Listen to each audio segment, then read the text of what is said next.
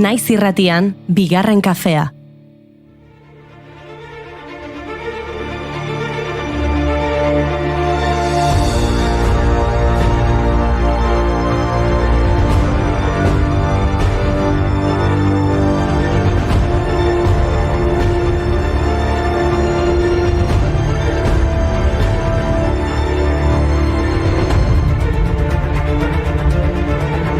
Arratsaldeon, gaurtik legezkoa da marihuana kontsumitu eta haztea. Maltan neurria onartu duen Europako lehen herrialdea da. Bai, baina mugak ditu legedi berri honek. Norbanako bakoitzak ezin izango ditu 7 gramo baino gehiago eraman, eta etxean gehienez ere 4 kalamu landare hazialko dituzte.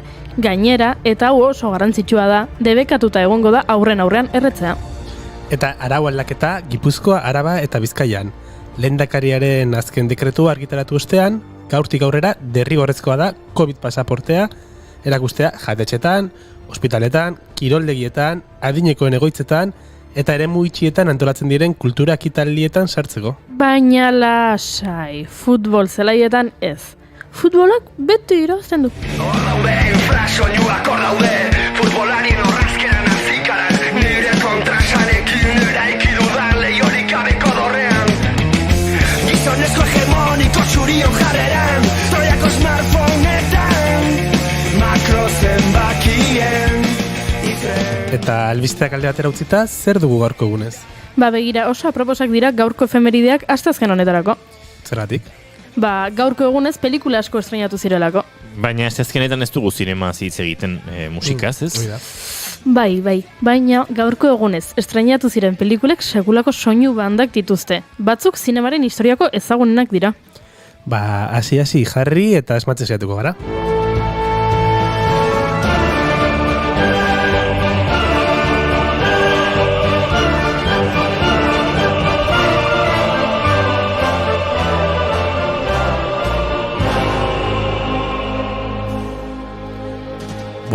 Hau erresa, il buono, il brutto, il cattivo, spaghetti westerna.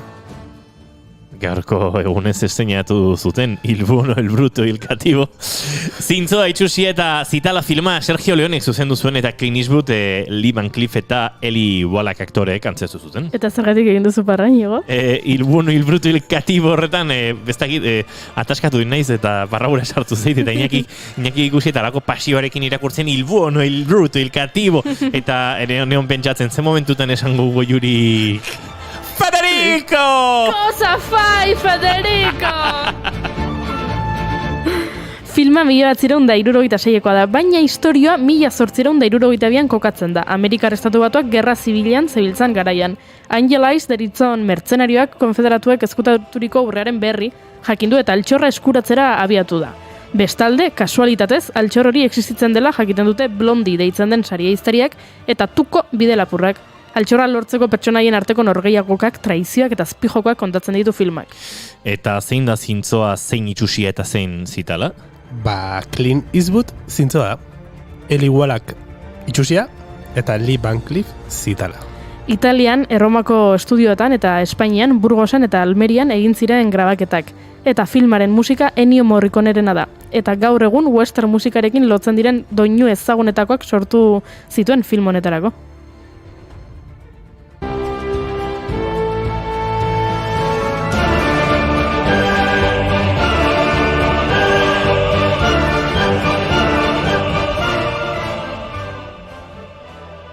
Nik zaharrago bat daukat, klasiko bat, Gone with Wind haizeak eramana. Hau ere gerra zibilean kokatua. 1989an Victor Flemingek zuzendutako filma da. Margaret Mitchellen 1986ko izen bereko eleberrian oinarritutakoa. Film epikoa Estatu Batuetako hegoaldean gerra zibilaren garaian kokatuta dago, eta Vivian Leigh, Clark Gable, Leslie Howard eta Olivia de Havilland dira protagonistak. Gone with the Wind filmak 10 Oscar irabazi zituen, bere garaian inork lortu ez zuen errekorra. Film honenari, aktore honenari, Vivian Leigh, zuzendari honenari, Victor Fleming, bigarren mailako aktore honenari, Hattie McDaniel, arte zuzendari honenari, argazkigintza honenari, egokitutako gidoi honenari, eta muntai honenari sariak irabazi zituen, eta beste bi sari berezi jaso zituen ere.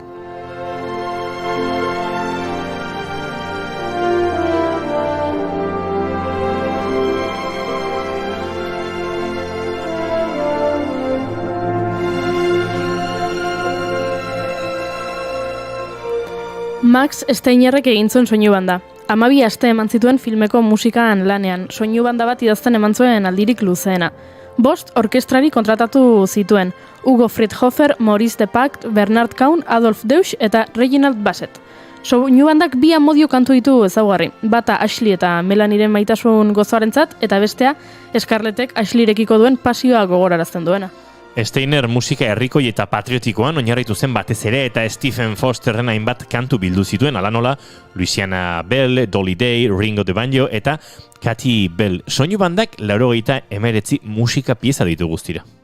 Nik beste pelikula bat aipatu nahi dut, gaurko egunez estrenatu zutena ere. Schindler List, Steven Spielbergek zuzendu eta Liam Neeson, Ralph Fiennes eta Ben Kingsley aktorek antzestua. Zenbat negar malko bota ditudan film honekin. Neskatoa, beroki gorria... 1982ko Thomas Kennelyren australiar idazlearen Schindler's Ark, Schindlerren kutxa, liburuan oinarrituta dago. Filmak Oscar Schindlerren historia kontatzen du. Enpresa buru katolikoa da Schindler, eta Bigarren Mundu Gerran holokaustotik 1000 judu Poloniar inguru salbatu zituen.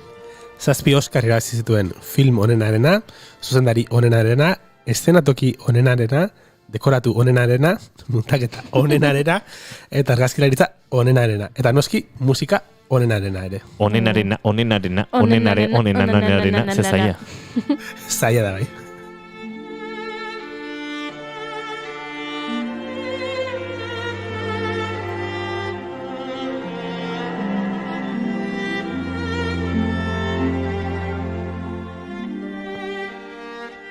Sekulako bitxikeria kontatu behar dizuet. Zenekiten filmaren azken estenan entzuten den Jerusalem urrezkoa Israeldar abestiaren doinua Peio Josepe Euskal Abesti Herrikoiaren doinuan oinarrituta dagoela?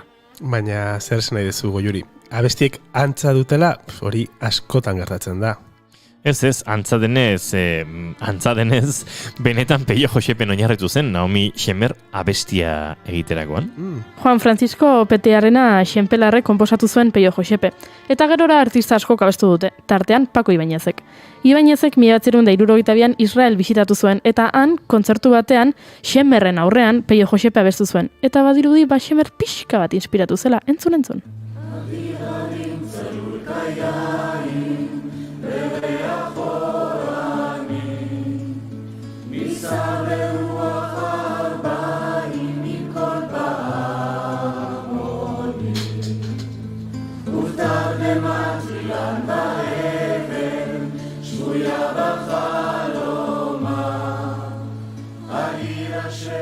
Bale, orain Peio Josepe entzun nahi dut, antzekotasun horiek entzuteko.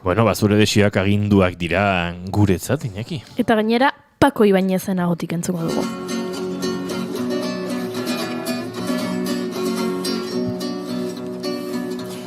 Peio Josepe tabernan dala, aurra jaio dala raulen, etxera joan da, esan hemen du, ez da neria izan ez, bere ama topa dezala, aurrorek aita zendu ben, Peio Josepe tabernan dala, aurra jaio dala raulen.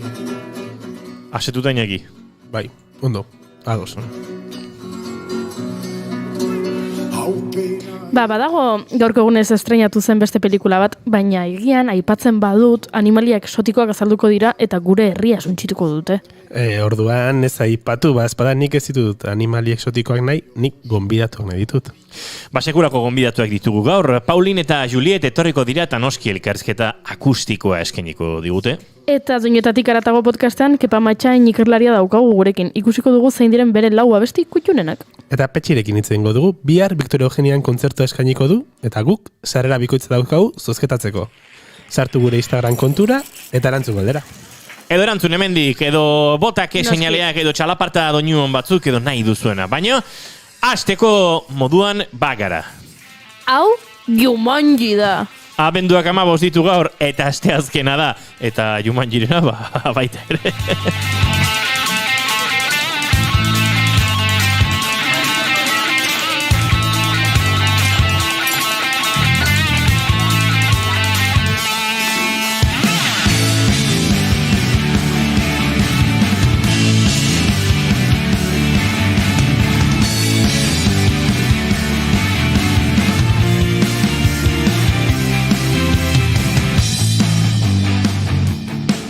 Zuekin gaur musika zuzenaren kamiseta ederrarekin datorren eta Goiurik bere etxean 37 kuadrikulas osatutako armario perfektu batean bere kamiseta milak txukun antolatuta dituela uste duen pertsona. Iñaki Lasaetura, arratsaldeon. Arratsaldeon. Ze usteak erdia ustel. Bai, egia bai. Ez dakigu bere etxean errola antolatuta edo txukun izango dituen kamisetak, baina gaur altxa erabaki 11 gararen kamisetarekin etorri da Goiuri. Arratsaldeon Goiuri Zarandia. Arratsaldeon, non daude elefanteak?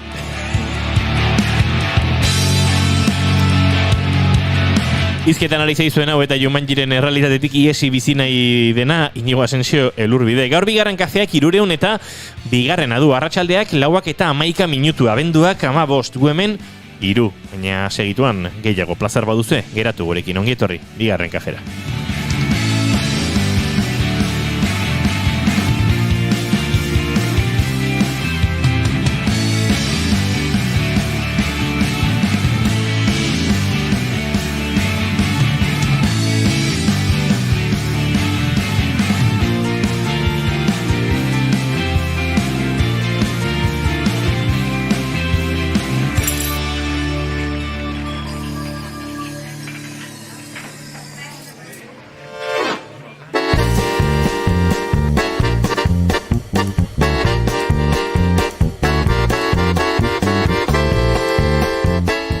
Supera promosan ere maite dutantzako.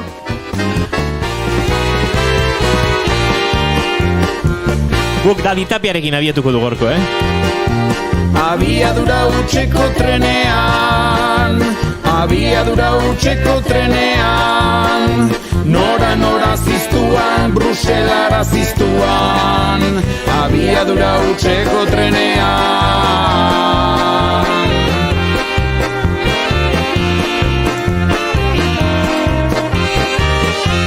Bruselan sartzerik ez parlamentua itxirik izardenak lotan, karteldenak Flandrieraz gure begia kolpatzen, karteldenak Flandrieraz gure begia kolpatzen.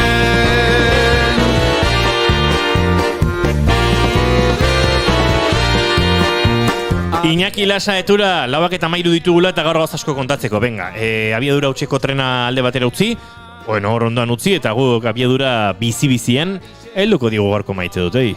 Vale, nire gaurko maite duta da, pertsona bat ezagutzen ari zanenean, eta pixkat konfiantza edo ondo eramaten hasten zenen pertsona horrekin, ezagutzen denean ez dut esaten bikote bat edo esan nahi dut, edozein pertsona, lankide bat, lagun bat edo, konfiantza pixkat hartzen duzunean edo konplizitatea, hasten diarenean bata besteari abestia gomendatzen edo liburua gomendatzen edo bintzat bata besteari gomendioak egiten eta ikusten duzunean ustezuna baino sintonia hobegoa daukazula horrenik pertsona horrekin eta nahi pia maite dut hori gomendio bat jasotzen duzunean pertsona bat ezagutzen nahi dena eta super gomendio hona danean eta pozite zaitu horrek.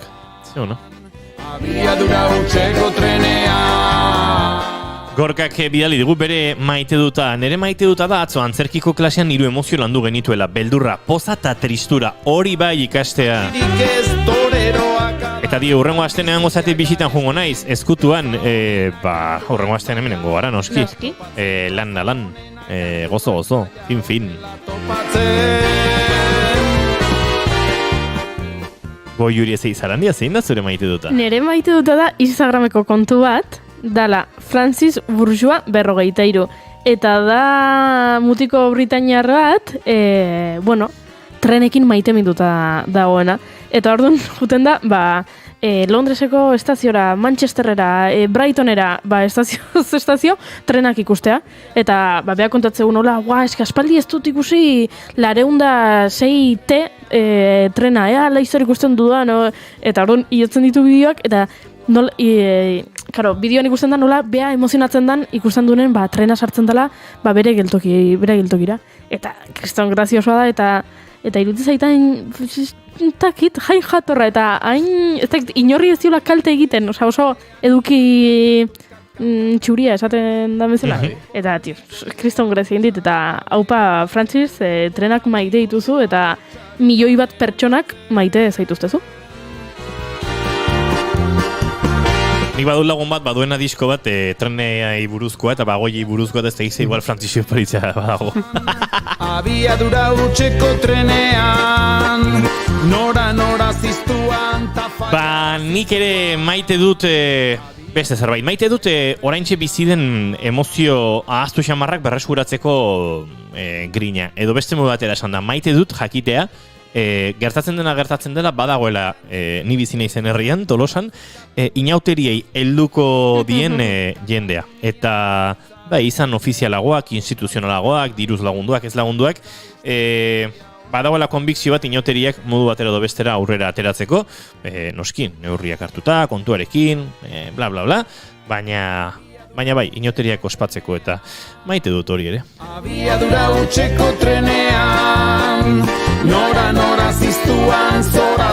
Eta guziztu bizian goaz Joseba Tapiarekin abiadura utxeko trenean, baina segituan ziztu, ze? Dati Tapiarekin. Dati Tapiarekin, baina laister, ez dakit, Naparrora bidean jarriko garen, edo non ibiliko den, baina Petxirekin aritu behar dugu, biharko Victoria Eugeniako kontzertu zoragarri horren inguruan aritzeko. Beraz, zaudete hor, arratsaleko 4 eta 16 minutu bigarren kafean, naiz irratiaren sintonian.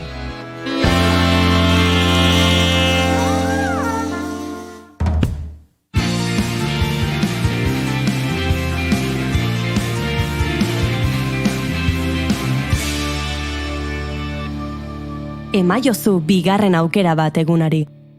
Naiz irratian, bigarren kafea.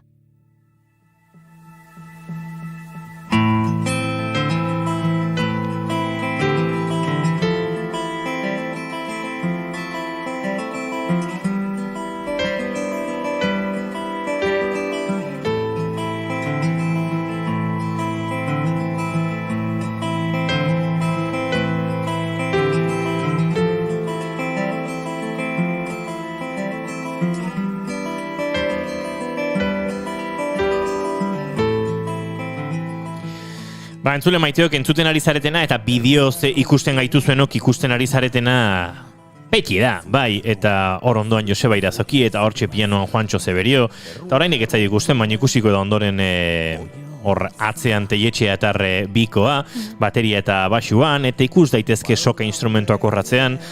Hauxe baita, berako musikariak manipulazio estrategiak biraren barruan, eraman ohi duen banda puxka, ez da makala ikusten ari zareten hau, loraldiaren baitan eginiko kontzertukoa, baina atzo komentatu genizuen bezalaxe, atzo kontatu genizuen bezalaxe, bihar arratsaleko 8etan Donostiako Victoria Eugenia antzokian, kontzertu zoragarria eskeniko dute, hortxe dituzuen eta aipatu ditugune horiek guztiek, et Incarnatus orkestako laukiderekin osatuko den arizko laukoteak, eta aipatu ditugune musikari puxka horiek, lagunduko dute, Petxi kontzertu zinez berezi horretan, eta guk bi sarrera barkatu, ditugu zuekin zozkatzeko.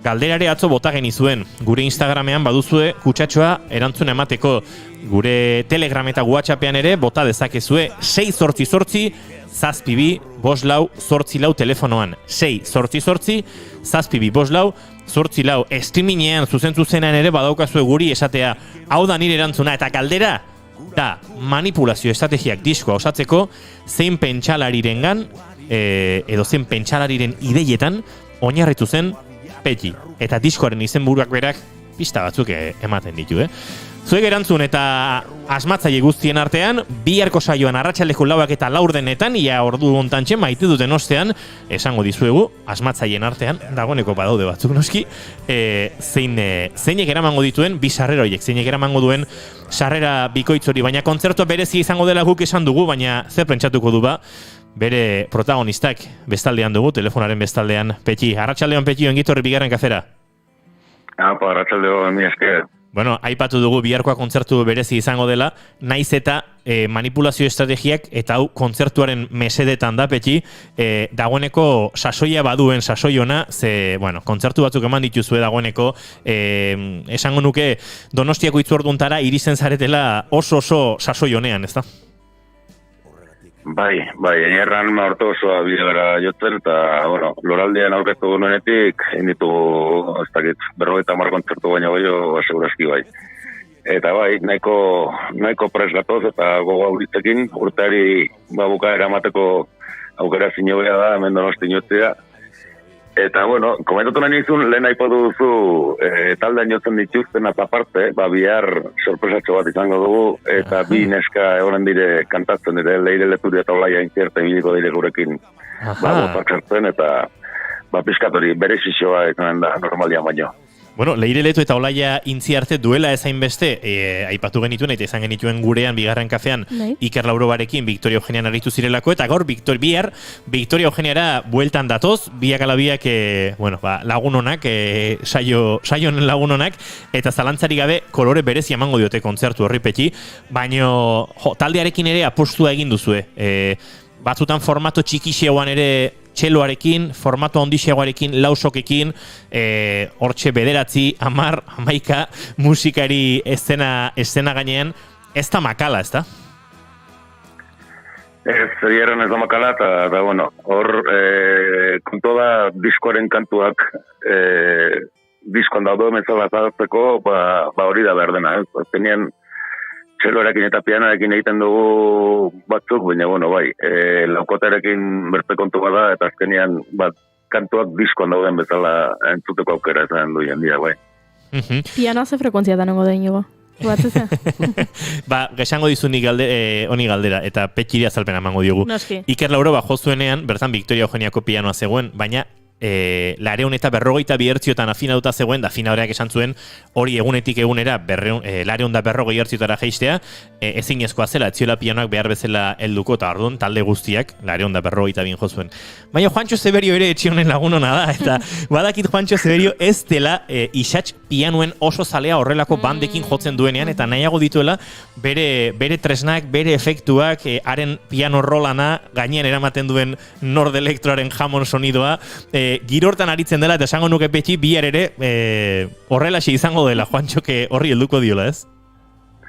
Bai, Juantxo gainera, biteko atoz berdin eramadeti dut, eta orduan erraxago eten zailo ere, haundi batekin eta beste onduan izan beharrean, baina azkenean leku aldaketak eta kontuak ere, bakizu, 11 pertsona gaude zenatokian, eta ja kolazko piano bazartzen baldin badugu, azkenean eskinera joan marko gara denak, eta horri biliko gara neko justu, bai. Bai, askotan teknikariak berak ere eskertzen du, horrelako pianoetan sartu behar diren mikrofonoak, eta gerora batzuk oso zale eta besteak bat ere izaten dira, eta Juantxo korre, nahiago izaten du horrelako aukera. Bihar arratsaldeko 8 Petxi, aipatu dugun, eta dagoeneko bideoz jarraitzen gaituztenok ikusi dute gure galderari erantzuna ematen dion gizonaren aurpegia, pentsalari horren aurpegia. Pista bat eman dizuegu, gizonezkoa da. Eta hor agertzen da, loraldiako bideo horretan inork trasteatu nahiko balu. Arratsaleko 8 izango da kontzertu hori, ari zarete aurkezten aipatu bezala, entzuten ari garen zaldi emozionala kantu honekin ezagutzera eman zen diskoaren kantuetako bat, baina diskoari helduko diozue, manipulazio estrategia helduko diozue erabat, egongo da iraganera jotzeko aukera, betiko zeldistarekin ariko zarete, edo hor ere izango daldaketaren bat, ze konta diezagukezu, honen inguruan? Bai, egin behar duguna gehien bat da manipulazio estrategia disko orkestu gehien bat, izanen dire, diskoan 11 kanta baldin badaude, segurazki 10 bat egin dugu, ditugu, eta gero intzingo diskotako kantu batzuk ere, zigitronen superhitak direnik, baina gu jarraitzen gaituztena, ezagutzen gaituzte, eta kantu horiek gustora entuen dituzte segurazki. Piskat egiten duguna da, alde akustikoa hasieran zertu, eta bukaera alderako kantu elektrikoenak, edo piskat indar gehiago ematen dioten, kontzertori indar gehiago ematen dioten kantuak jo. Ondo da, bihar arratsaleko 8 izango da kontzertu hori, esan da bezala, ez da disko baten aurkezpena, da aurkeztutako eta ondo landutako disko baten dagoeneko bidean dagoen kontzertua, eta horrek batzutan izaten dugu gozean noski gauza berriak entzuteko, baina kasu honetan oso ondo landutako zuzenekoa, imitzat ikusteko aukera izan dut, badakite gogoraritu zaretela batera eta bestera, eta jendeari gomendi hori luzatu behar diogu, Donostia Kulturaren webunean dauzkezue sarrerak salgai, bihar ostegun arratsaleko 8 izango den kontzertu hortarako, eta esan da bezala, guk ere badaukagu zuentzat sarrera bikoitz bat, eta galdera esan da bezala, eta Petxiri pistatxo bat eskatuko diogu zuei pixka bat laguntzeko, honakoa da. Ze pentsalari, ez ditugu bere fazeta guztiak aipatuko, ze horre pistak errex ematen dira, baina hizkuntzalari ere bada, eta gauza gehiago ere bada. Nahikoa da, inigo? Ze pentsalariren ideietan, oinarrituta osatu zuen, eta Arkaitzkan horren hitzen itzulpen horrekin osatu zuen Petxik, manipulazio estrategiak diskoa. Pistaren bat emango diogu jendeari, Petxi, edo akasoia aipatu ditugunekin nahiko izango da.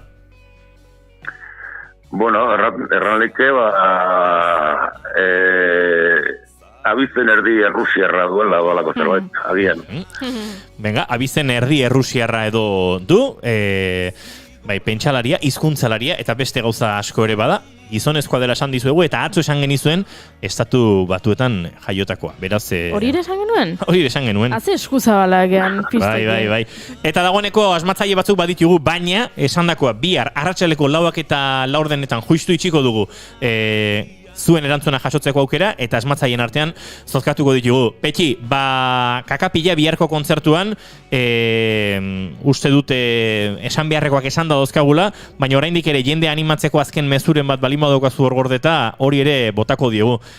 Zalantzan da bienarentzako zein da arrazoia bihar Victoria Eugeniara Donostiara jotzeko?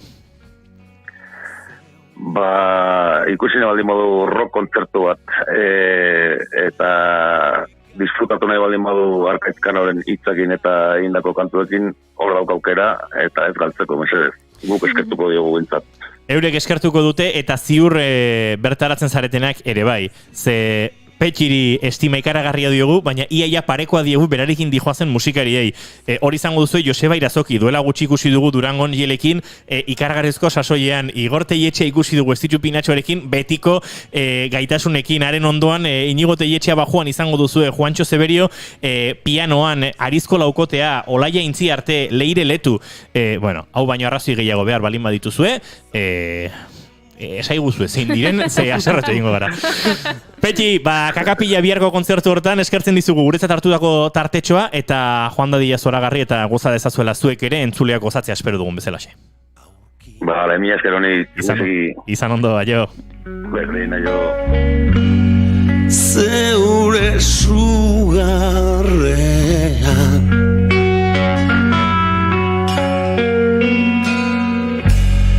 sugar eta aho biak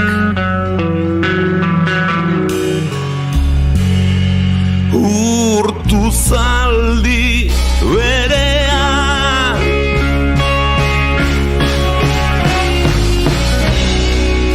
zigorrari zigorkaba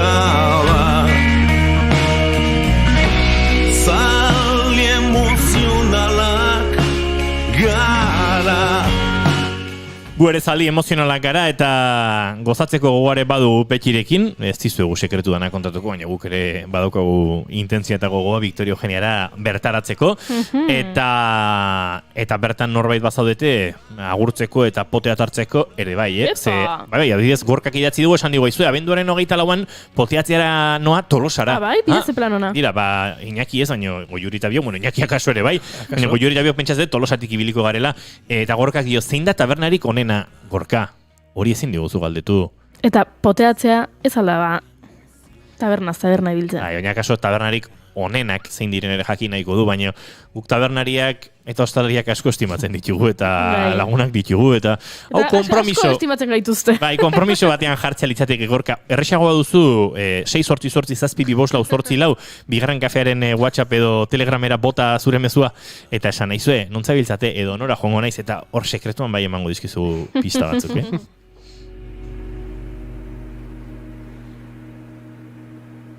Eta aurrera egin behar dugu, lauak eta 29 minutu, oraintxe lauterdiak puntuan, naiz irratiaren sintonian zarete zuzenean, eta guk oraindik gauz asko dazko gauzuekin elkar banatzeko.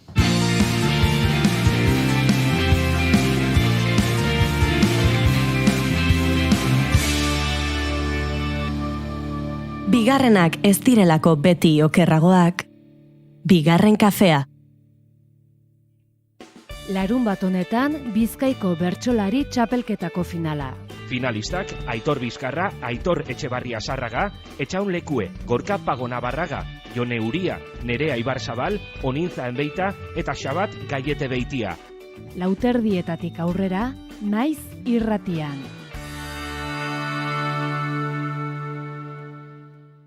Gelditu makinak.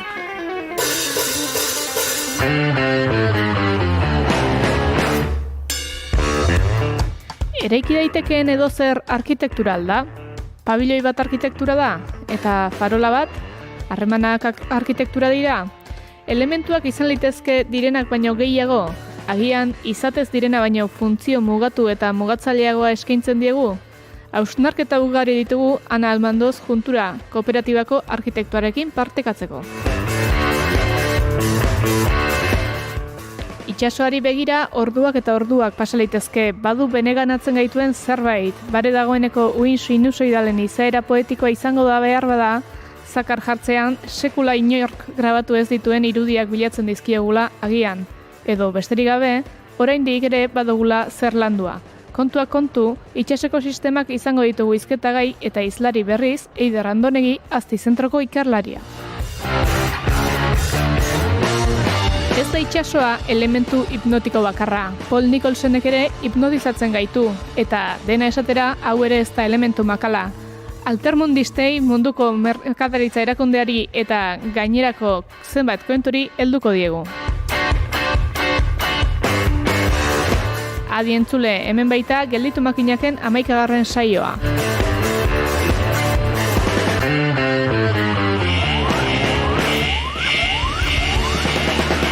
Jada entzun gai duzue Gelditu makinakeko azken saioa, gure webgunean eta podcast plataformetan.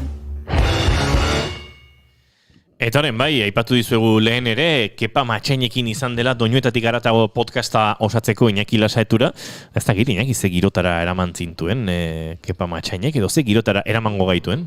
Melodiak eta melodiak. Bai, Bai, melodia gustatzen zaio.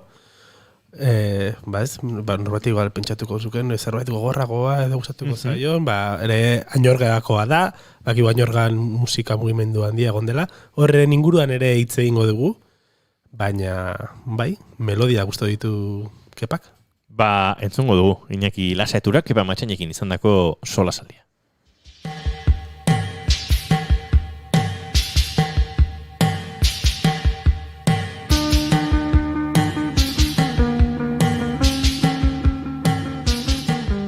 Beti kulturaren bueltan ezagutu dugun gonbidatu bat dugu gaur gurekin Doinuetatik Haratago saioan.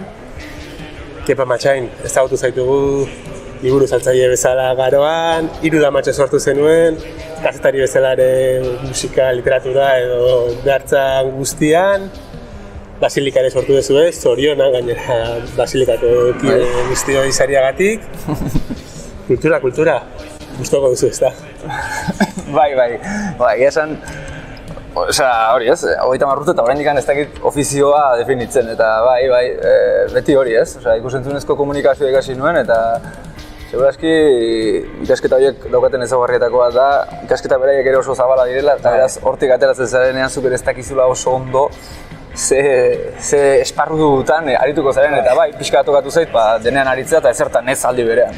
Komunikazio ikasi dugunok, ez dakizu bizitzak eramaten zaitu egiten dituzun lan horitara, edo zure gustuek eramaten dituzten horretara, beti da nasketa bat, atera hortik eta hor dago mundua aske, eta zer egin aukeratza batzutan ez da erreixa izaten. Bai, nik konturatzen naiz, pixkat, orain atzera bilatzen duenean, uste dut beti ibili naizela bizitzan orokorren retardoarekin bezala, eta baita ere ikasketak beraiek aukeratzerakoan, esan nahi dute ikusentzunezko komunikazioa ere ikasi nuen, baina ez dakit, bitan pentsatu gabe, banekien, hori ez, idatzi garaiatan gustatzen zitzaidan, literatura gustatzen zitzaidan, ez dakit, gerora pentsatu izan dut, askotan, ze gustura ze gustura ikasiko nukeen, adibidez, literatura, Barcelona joan da, edo edo, bueno, filosofia adibidez, ez, eta gero bai egin nuen filosofia master bat, baina beti berandu, eta garai hartan ere, hori, bitan pentsatu gabe izan zen, venga, kazetaritza ala ikusentzun, eta, bueno, Añorga, uste dut, Bella Gaztelu mendirik galdetu niola bere garaian, bera ikusentzunezko komunikazioa ikasten ari zen orduan, galdetu nion zer moduz ikusentzun, eta bere izan zen, bani oso gustora nago, eta bitan pentsatu gabe hortan sartu nintzen, baina, hori, pixkat, orokorrean bizitzen joan ez, inertzia. Eta aipatu dugu musika, aipatu dugu literatura, baina bertsolaritzari heldu behar dugu gaur musikari buruz zitzen handiga, noen tesi batekin zabiltza, eta hasistu egingo seguru mundu guztiak egiten dizu galdera. Zer moduz dijoa tesi da? Estimatzen dizu. Baina tesi horrekin zabiltza ez, literatura ez barkatu, bertsolaritzaren inguruko bat. Bai, hori ere pixkat, beste guztia bezala hori ere kasi etorri egin zitzaidan, Argian, Estitxu Izagirrek esan zidan, Argian haber animatzen nintzen, aurrenak Gipuzkoako txaloketako kronikak egitera, eta handikan 2 urtera Euskal Herriko txaloketako kronikak. Ni garai hartan nahiko urrundurik nebilen bertsolaritzatik, naiz eta hori ez, umetan eta bai ibili nintzen bertso eskolan, eta baina gero urte askotan ja erabat urrundu nintzen. Estitxuri esan nion hori, baina bera esan zidan hain justu nahi zutela norbait bertso mundutik kanpokoa, ez? Eta horra hasi nintzen, eta izan zirela bi txaloketa batez ere bigarren Euskal Herrikoa izan zen oso intensoa, debate pila bat egon ziren, engantxatu nintzen debate horietara, eta gero, filosofiako masterra egin nuenean, master bukaerako lan bezala, pentsatu nuen estetika eta bertsolaritza lotzea, oso gustora egin nuen lan hori, eta behin hori egin ondoren, pentsatu nuen, tesi proiektu aurkeztuko dut, eta beka eman zidatenez aurrera.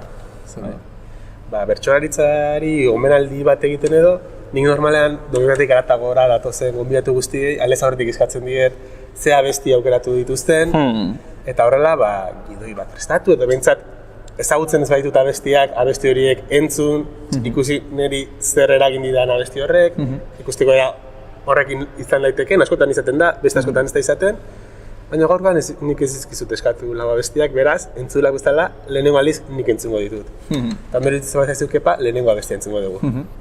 Bueno, aurkeztuko dut? Bai, aurkeztu. Ez, hau, ez da bat ere originala hau ekartzea, baina egia esan, nola ez den bat ere erresa lau abestia aukeratzea, ez dizkiot buruari ere ez naiz erotu. Eta pentsatu dut, kolpetik etorri zaizkidan lau abestiak, zerbaitegatik etorri zaizkidala kolpetik eta horri kasu egitea. Eta lehendabizikoa da, besterik gabe, justu zuk idatzi zenienean duela pare bat egun aukeratzeko, justu ari nintzen ikusten Beatlesen Get Back orain dokumental serie hau, pixka bat kontatzen duena, uste dut beraien taldearen amaiera aldera, uste dut 1979an girotua dagoela, hori ez, Let It Be diskoaren grabazio prozesua edo, esango nuke, inkluso sorkuntza prozesua, kontatzen duen dokumental bat ez. Eta oso gustora ari naiz ikusten, eta horrek gogorarazi zidan nola gure etxean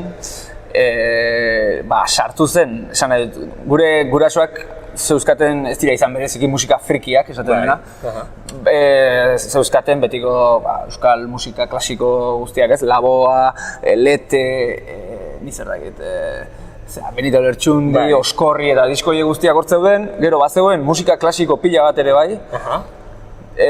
Eta gero zegoen disko bat, horrela pixka bat eramaten zintuena beste norabaitera, eta zen Beatlesen goratzen naizela portada gorriko disko bat, eta zeukan bat zenbakia horiz portadan. Eta esango nuke zela bere Greatest Hits bilduma bat. Eta, ez dakit, disko hori ez dakit nola iritsi zen etxera, uste dut aitak erosi zuela. Baina, gogoratzen naiz, disko horri buelta pila bat eman dizkiola, hori, esango dizut, 10 urterekin. Zelako etxean zegoen gauza bakarra eramaten ninduena beste norabaitera edo aldatzen, ez dakit, garai hartan mintzat hori transmititzen zidan, Oso desberdina zela, momentu hortan etxean entzuten zenun beste guzti horretu digan. Bai, guztiz. Eta hori, gaur ekarri dituan lau kantak berezik izan dira bere garaian, bizitzako garairen batean asko entzun ditudan lau kanta edo lau diskoetako kantak. Eta horregatik ekarri dut Beatlesen kanta bat dala I Feel Fine. Entzun dezagun.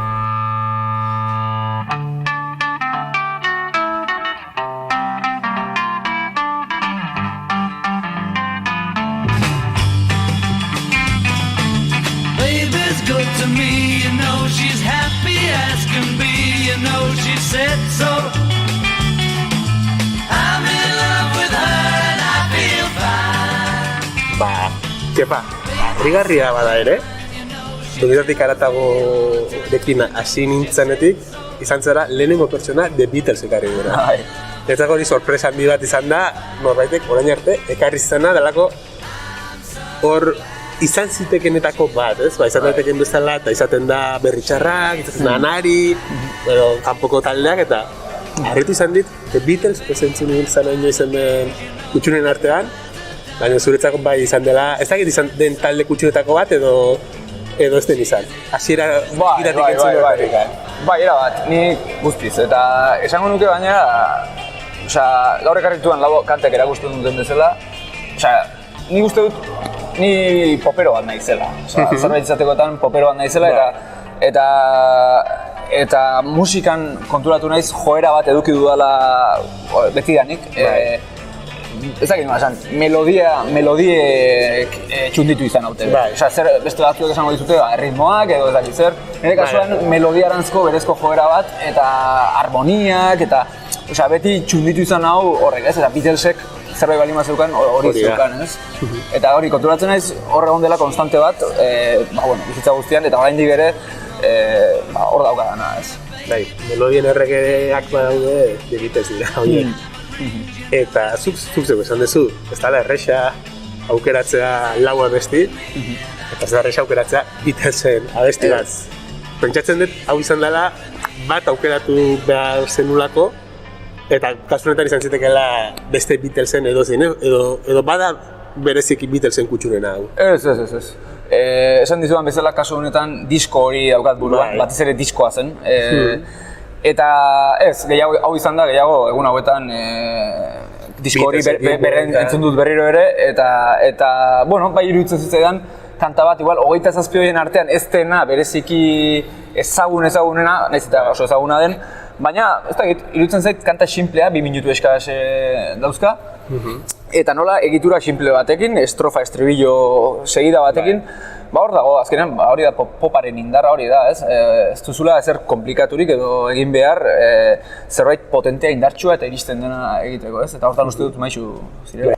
Eta kepa, esan dezu dokumentala ikusten ari zarela, dokumentala ikusi ez dugunontzat, ikusi ez dutenentzat, hain da ona?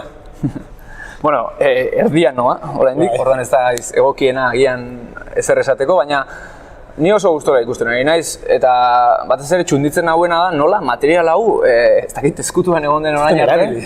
Hori, Let It Be diskoaren 22 eguneko prozesua dago grabatua audio eta bideoan, beraiek lokal handi batean entzerratu ziren, eta ordurako bazituzten sesioak, tentsioak, eta ez zuten kontzerturik ematen ere, orduan beraiek egiten zuten zen besterik gabe, elkartu, diskoa produzitu, atera eta listo, ez? Eta eske momentu izugarria daude, beste, bat, uste dut birala egiten ari dena, ez? Da nola, Paul McCartneyk Get Back abestia konposatzen duen momentu batean, daudela ensaiora iritsi berri, John Lennon berandu dator, eta Johnny itxaron bitarteko tarte horretan bera hasten da gitarrarekin, riff horatzen, zerbait improvisatzen du hautsarekin, hasieran ematen du, besterik gabe, abesti hori ez dijoala inora, eta ez dakit, 45 segundutik aurrera batean hasten da forma hartzen, eta ikusten duzu oso modu garbian nola sortzen den abesti bat momentuan ezerezetik, ez? Eta ez dakit, ez zait iruditzen ere, egia da, jende asko liluratu dela, ez? Bueno, ni uste dut, askotan, ez dakit, horrela, musikan ez dela hain ezoikoak gitarra bat hartu eta momentuan improvisatuz kanta bat ateratzea, ez? Baina egia da, liluratzen duena agian dela, hit hori, ez? Baina Beatles alde batera utzi eta bigarren abestia entzungo dugu. Bueno, hau ekarri dut, batez ere gogoratzen dut hau Añorrako gaztetxean ibiltzen ginen garaian eta segurazki izango zen 16 urtetik aurrera, 16 urtetik, baina 16-17 urte geneuzkanean segurazki izan da garaia nik musika modurik pasionalenean bizi izan duana, ez? Eta askotan lotzen dut hori, bueno, 1000 faktorerekin, baina besteak beste gogoratzen naiz orduan ez zegoen Spotifyrik eta mundua askoz txikiagoa zen. Eta uste dut mundua txikiagoa izate horrek, eta baita ere, segurazki adinak eta horrek guztiak eragiten zuela fenomeno bat dela. erreferentziekiko, zure musika erreferentziekiko bat deskubritzen zenuenean atxikimendua brutala zen horrekiko, gustatzen mazitzaizun, ez? Eta bestalde, ez zinen erreferentziaz gainditzen. Esan dut, neurri batean ordena baten eman zenezaken eta pixkanaka deskubritu zinitzaken taldeak eta ematen zizun denbora talde horiei buruz informatzeko, kokatzeko. Orduan, hori guztia uste dut askoz hobeto barrenatzen zenuela eta uste dut luzera begira nik behintzat orain ere presenten ditudan taldeak segurazki garai hartan barrenatutakoak dira, ze gerora Spotify eta movida hauekin uste dut niri ja burua lertu zaidala eta iritsi naizela puntu batetik aurrera musika disiplina gabe entzutera, erreferentziaz gaindituta egotera eta ez dakit, uste dut horrek entzunaldiaren kalitateari nabarmen eragin diola txarrerako, esango nuke, ez? Eta garai hori gogoratzen dut, hori ez, erreferentzia bat topatu, gustatu eta, bueno, horrekin munduaren bukaeraraino, ez? Segula erabili ez dudan hitz bat izan da, baina nik buruan eduki dudan ideia bat definitu didazu perfektuki orain. Musika disiplina gabe entzutea. Zer dut hori gertatzen dela askotan gaur egun, orain txaipatu duzu guzti horrekin, eta sarrera honen ondoren, entzungo dugu bigarra besti hau.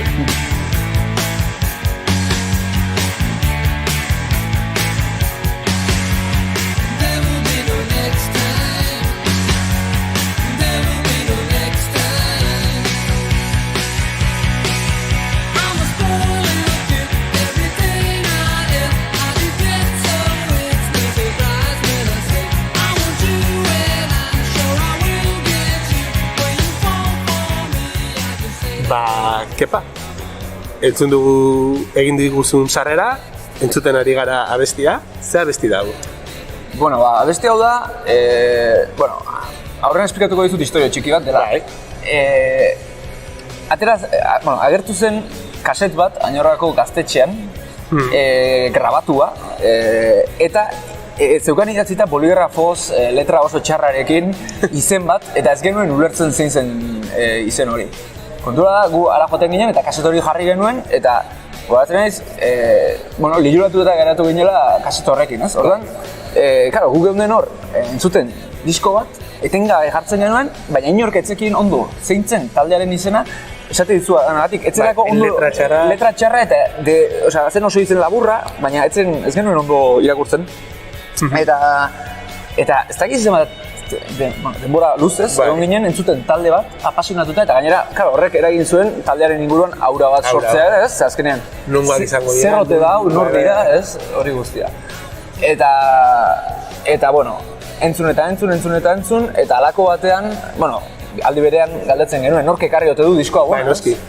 Eta halako batean gu baina, ez dakit, 7-8 urte zarragoak ziren batzuekin topatu ginen, haiei galdetu ginen, naizue, kaset hau dago, eta haietako batek esan zigun, horiek dira The Kids, eta horrela, gero ikusi genuen, baietz hain guztu guk, The Kios edo D hori ez genuen ondo irakurtzen, The Kids. Eta hori, The Kids talde hori guretzako mitikoa bihurtu zen, eta ekarri duan kanta izan da There Will Be No Next Time, eta gerola jakin genuen, ja baina izena jakindakoan, hauek zirela Belgikako punk rock talde mitiko bat, 70ko hamarkada bukaeran sortuak eta bar, baina handik bi urtera kasualidadez aukizuten olako itzulera bat, eta guretzat hori izan zen, zugarria eta jakin genuen Barakaldon jotzen zutela, eta hartu genuen eta ara joan ginen, eta Barakaldoko baina taberna batean, taberna zulo batean jo zuten. Eskaira atzu geisten da, ezagutzen dugu. Izen etxen etorriko eta pena bada, baina bai. Hoixo behar zen. Eta, guretzako gogatzen naiz hori izan zela, The Kids ikustera jutea Barakaldora, beste batuentzat ez dakit hor ikustera bezala, ez?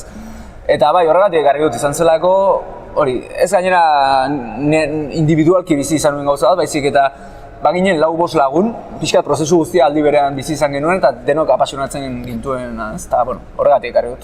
Gehiagiltzatu gabe, ez dakit zerbait, ez horren aurrean, ez da zen egun, hirugarren abestia aurkeztuko diguzun?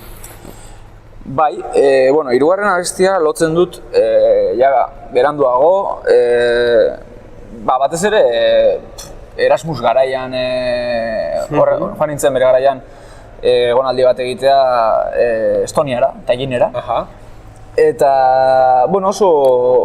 oso oroitzapen ona ditut garai hartakoak, baina bai izan zen, niretzat, gainera negu partean joan nintzen, eta, bueno, 0 azpitik 20 gradu, oso bizitza, azkenean eramaten genuen oso barruko bizitza, gogoratzen naiz hori, kanpoan elurra, eguerdirako iluna, izan zen, erabat, ez dakit, no esaten da, barrura begirakoa. Barrura begirakoa eta bai, ez, klausurako bizitza bat, ez? Eta ez, gogoratzen naiz garai hartan, bai, asko entzuten nuela, ba, igual rollo hau, ez dakit, slowcore rollo hau, edo bakizu, buklean eraikitzen diren melodia, errepikakorren, ba, bueno, Low, edo Red House Painters, edo Beth Head, eta horrelako taldeak asko entzuten duen. Lasaia, dona, garatzen, eta ez garatzen baizik, eta segitzen, hor rifatekin, ritmo batekin, suabe. Hori da, beti, baita ere lehen esan dizudan bezala oso, baita ere melodiei presentzia handia ematen, ez, eta askotan ezakit, igual zen inguruko, ez, Estoniako eta Tallinneko paisaiarekin bate egiten zutelako doinu hauek, baina goratzen dut batez ere negu bat, gabon batzuk, ikasle residentzia bat zen 5 pixukoa, eta gehiengoa gabonetarako etxera bueltatu zen, eta ni ez dakizu han geratu nintzen. Eta geratu ginen 5 pixutan, guztira, ez dakit, 12 bat lagun. Bai, gutxi gelditzen dira kasuetan, bai. Eta ordan izan zen, pixka bat, sentsazioa nola da pelikula hau, El Resplandor, Shiningeko etxea zirudien, ez? Eta ez, gogoratzen dut hori, oso gabon arraroak izan zirela, denok egun guztia pasatzen genuen hor barruan, kanpoan elurra, ateratzen ginen, hori ez? Tabernetara zorait hartu, barruan joan, eta handik ere Eta segituan bueltaz, hotzaiten zuen, bai. Eta ezagit, paisaia guzti horretan, asko entzun nuen estilo hori, eta tartean, gogoratzen naiz, gainera, Moon Palace Records izeneko proiektu bat dago, bueno, ja ez dago, baina Juan Rapradok ematen zuena, eta zen, bere proiektu pertsonala, editatzen zituen, beti oso apustu bereziak zituzten taldeak eta bar, hori gertutik jarraitu nuen, eta hor deskubritu nuen bereziki talde bat, ez dakit, garai hartan asko iritsi zitzaidana, eta izan zen Old Amica izenekoa, Suediako 2 pertsona dira, gainera distantziaz sortzen dute musika, batek zati bat egin, besteari bidali eta bar.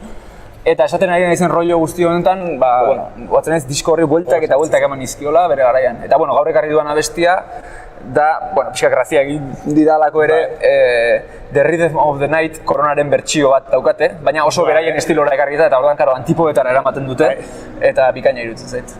Hoxe beha, esan behar nuen, epatu ezerako slowcore, lasaitasun hori, eta de repente esaten didazu, The Rhythm of the Night, lasaitez imaginatzen eta entzuteko desiatzen. Entzun dezagun 3. abesti hau, eta nola eramaten den The Rhythm of the Night, slowcore da. Hori da.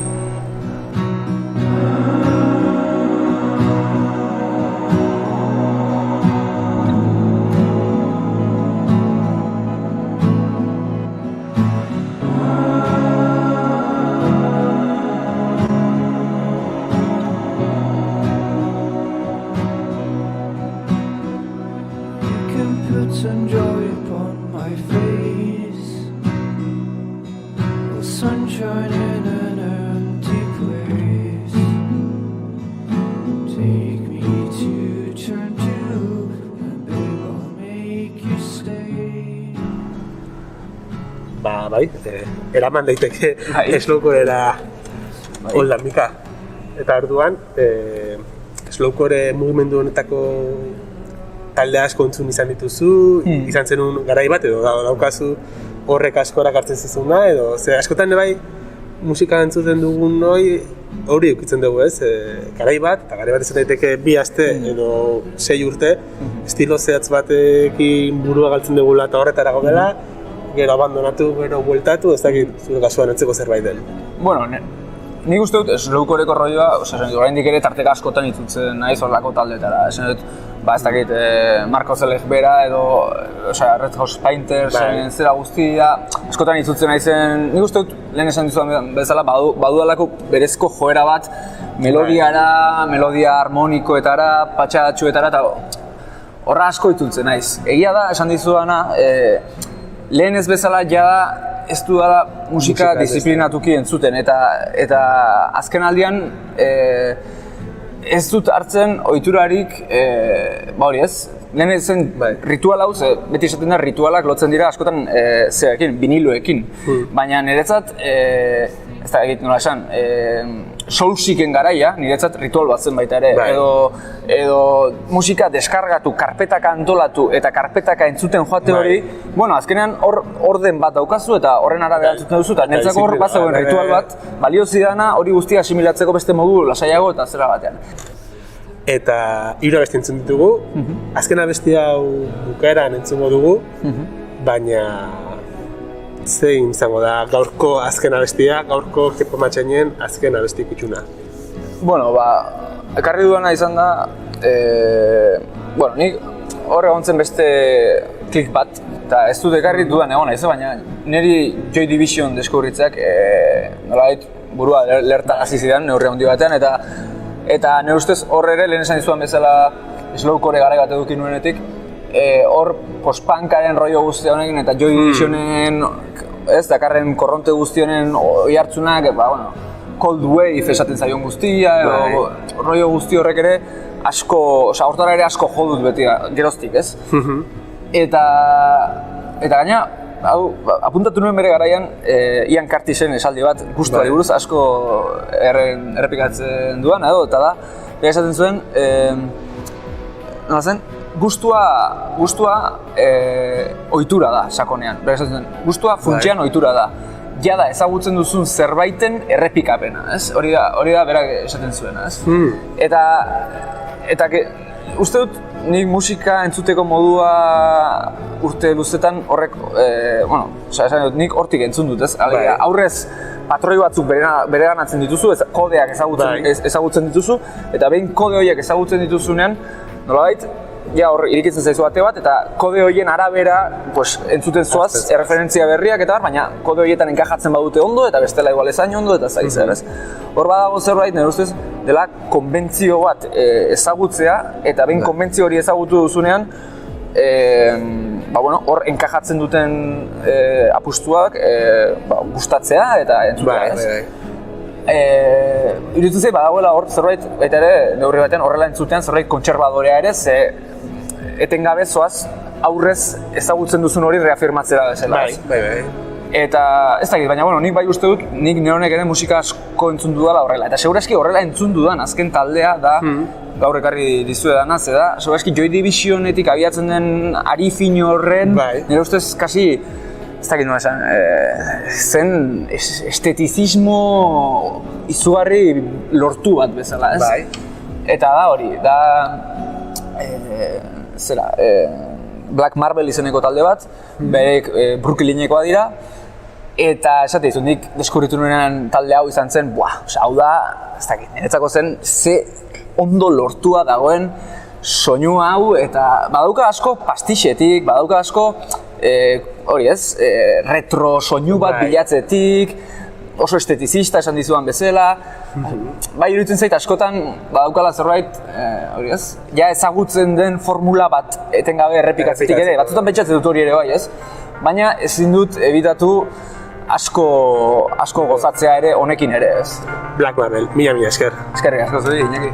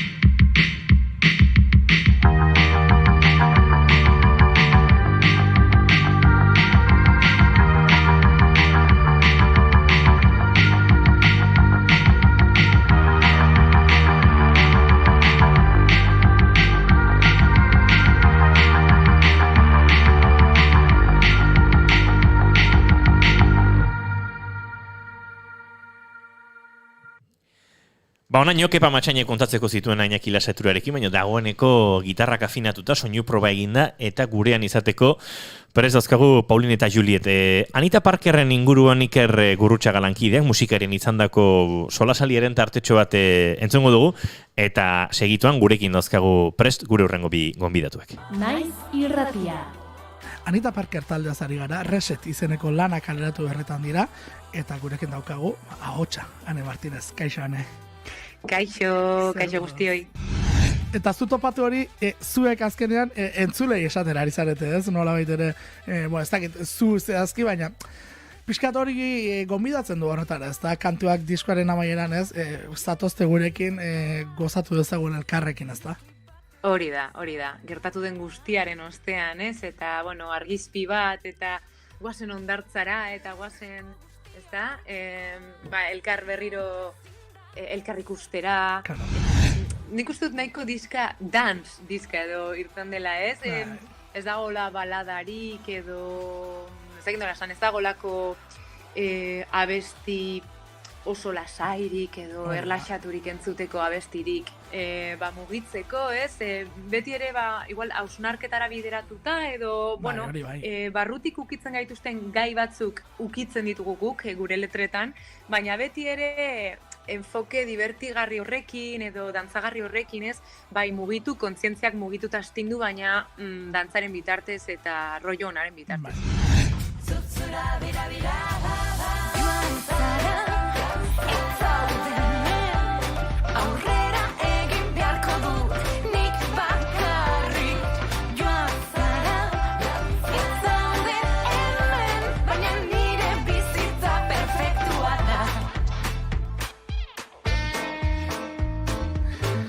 Bigarren mezu bat ere badu, ez?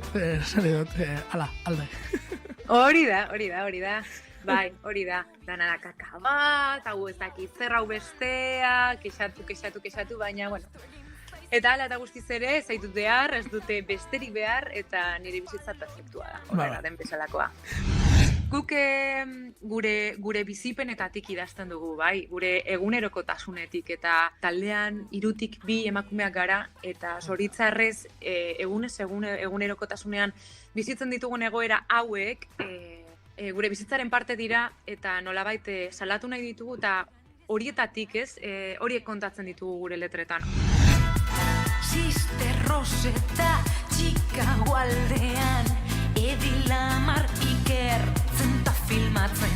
6-7 emakume aipatu ditugu abesti honetan, baina zelako amorrua ematen duen, konturatzeak eskolan ere ez ditugula ikasi, ez daukagula erreferenterik. Emakumeok ez daukagu erreferenterik. Jasotzen dugun matxismo egoera pilo bat daude, musika munduan, estenatokian, eta handik kanpo noski. Une hauetan gazteak direnek, badaukatela agian erreferente gehiago edo musika talde gehiago, ez, emakume musika talde gehiago hemen euskeraz, baina lan handia dago egiteko. Musikaria, astelenetik ostiralera, goizeko 10:00 12:00. Horrela xeari da gertatzen gure estudioan hemen zuzenean, Paulin eta Juliet etorri dira, eta kokatu lasain eduzun tokian, Paulin. Bai, konturatu dira, diskoak ekarri ditugu eta akaso politia geratuko da, oso politia geratzen da, gauzat esango dizuet, gure frigorifikoa bezain polita, ez dakit baden zuen diskoaren azala, baina hor txibiliko dira leian. Segituan agurtuko ditugu Paulin eta Juliet, baina noski Iñakik ere gaurko aurkezpena prestatu du.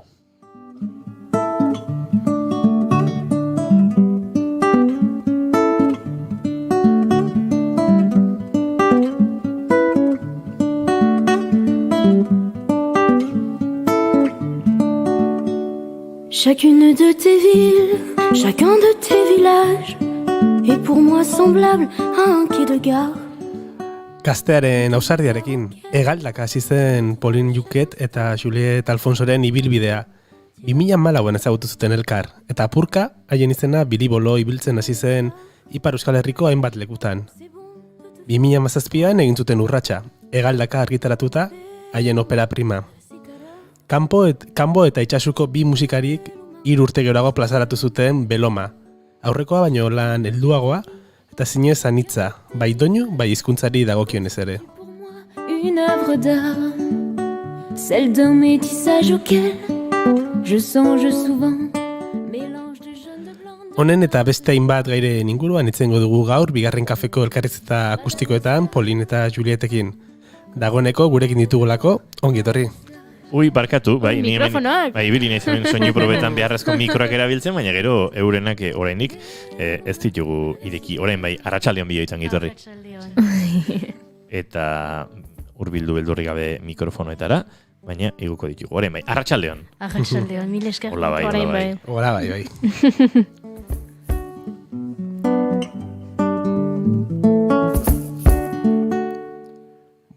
Bikote, sarritan komentatzen dugu artista batek, beste batek, bere diskoan bizpairu hizkuntzatan abesten duela, bai euskera, bai ingelesa, frantsesa, beste edozein, baina zuek marka guztiak aportituzue, sei hizkuntzatan kantatzen dezute, euskeraz, noski, frantsesez, gazteleraz, malgaxeraz, eta zein dira beste bizkuntzak?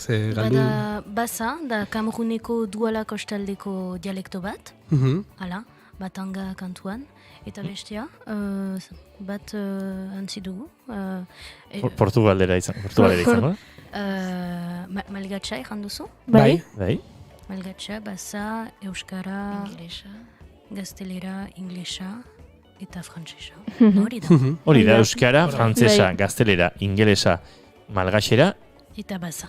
Hori da, ingelesa zan, aipatuko begenek. Hori da, bai. Aha.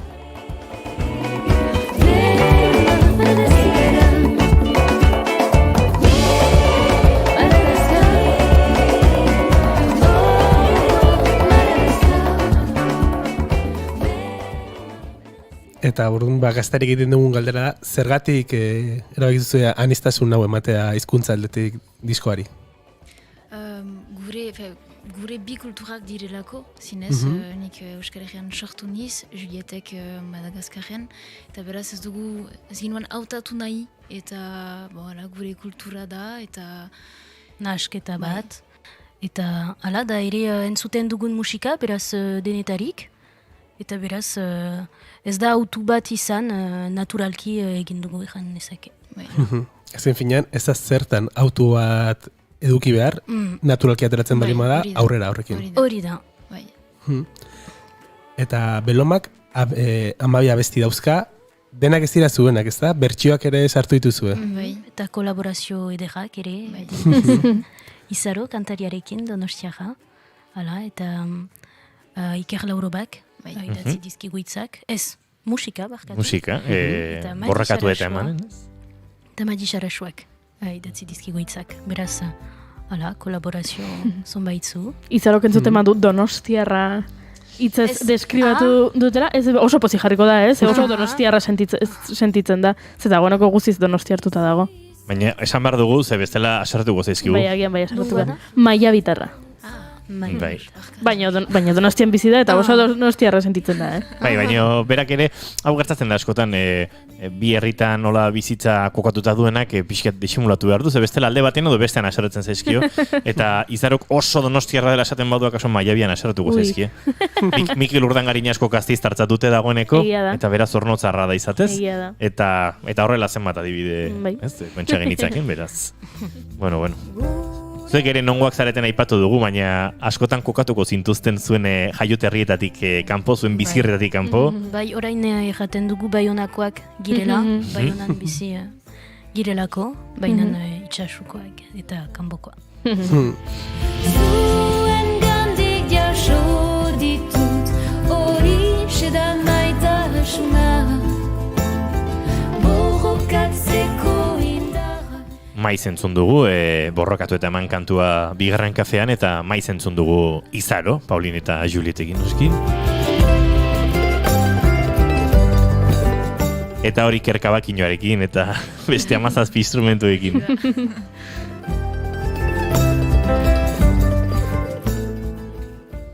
Eta aipatu dugun bezala, badaude zuen abestiak, abesti horiek sortzen lagundu dizueten jendea, eta gero ere badaude bertsioak. Oso desberdin heltzen diozue bertsioa baldin bada edo zuek izandako abesti bat? Ez, zenta, hola hasi gira, zinez, biak bertsioak eginez, eta gero egin ditugu sorkuntza batzu, baina gure repertorioan lehenik zinez bertsioak ziren.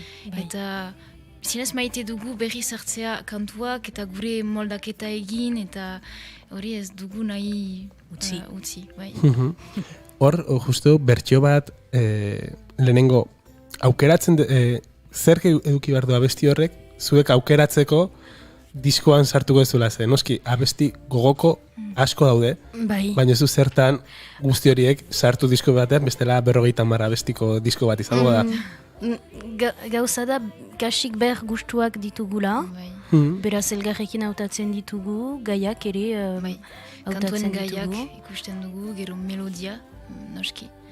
Eta ere jotzen aldugun ere gitarrekin, ezta? Nola ateratzen den bi gitarrekin. Eta gure bi hautsekin ere, eta hola hautatzen dugu. Eta bertsioak egiten duten musikarietan badaude bi alde bezala, ez? Badaude gehiegi moldatu ez nahi duten pertsonak, nahi dute aliketa originaletik gertuen egon, beti ere norberara eraman da, eta badago jendea gogoko duena, benetan norberara eramatea eta oinarria mantendu, baina oso bere egitea. Zuen kasuan? Bai, hau da pixkat arriskua, denaturatzea pixkat. Maite dugu jatorrizko bertsoa txiki, eta gure gustuak eman, gure influenziak, beraz folk influenziak osutan, gure bigitarrekin eta bi hautsekin. Eta melodiak atxikitzen ditugu jatorrizkoak.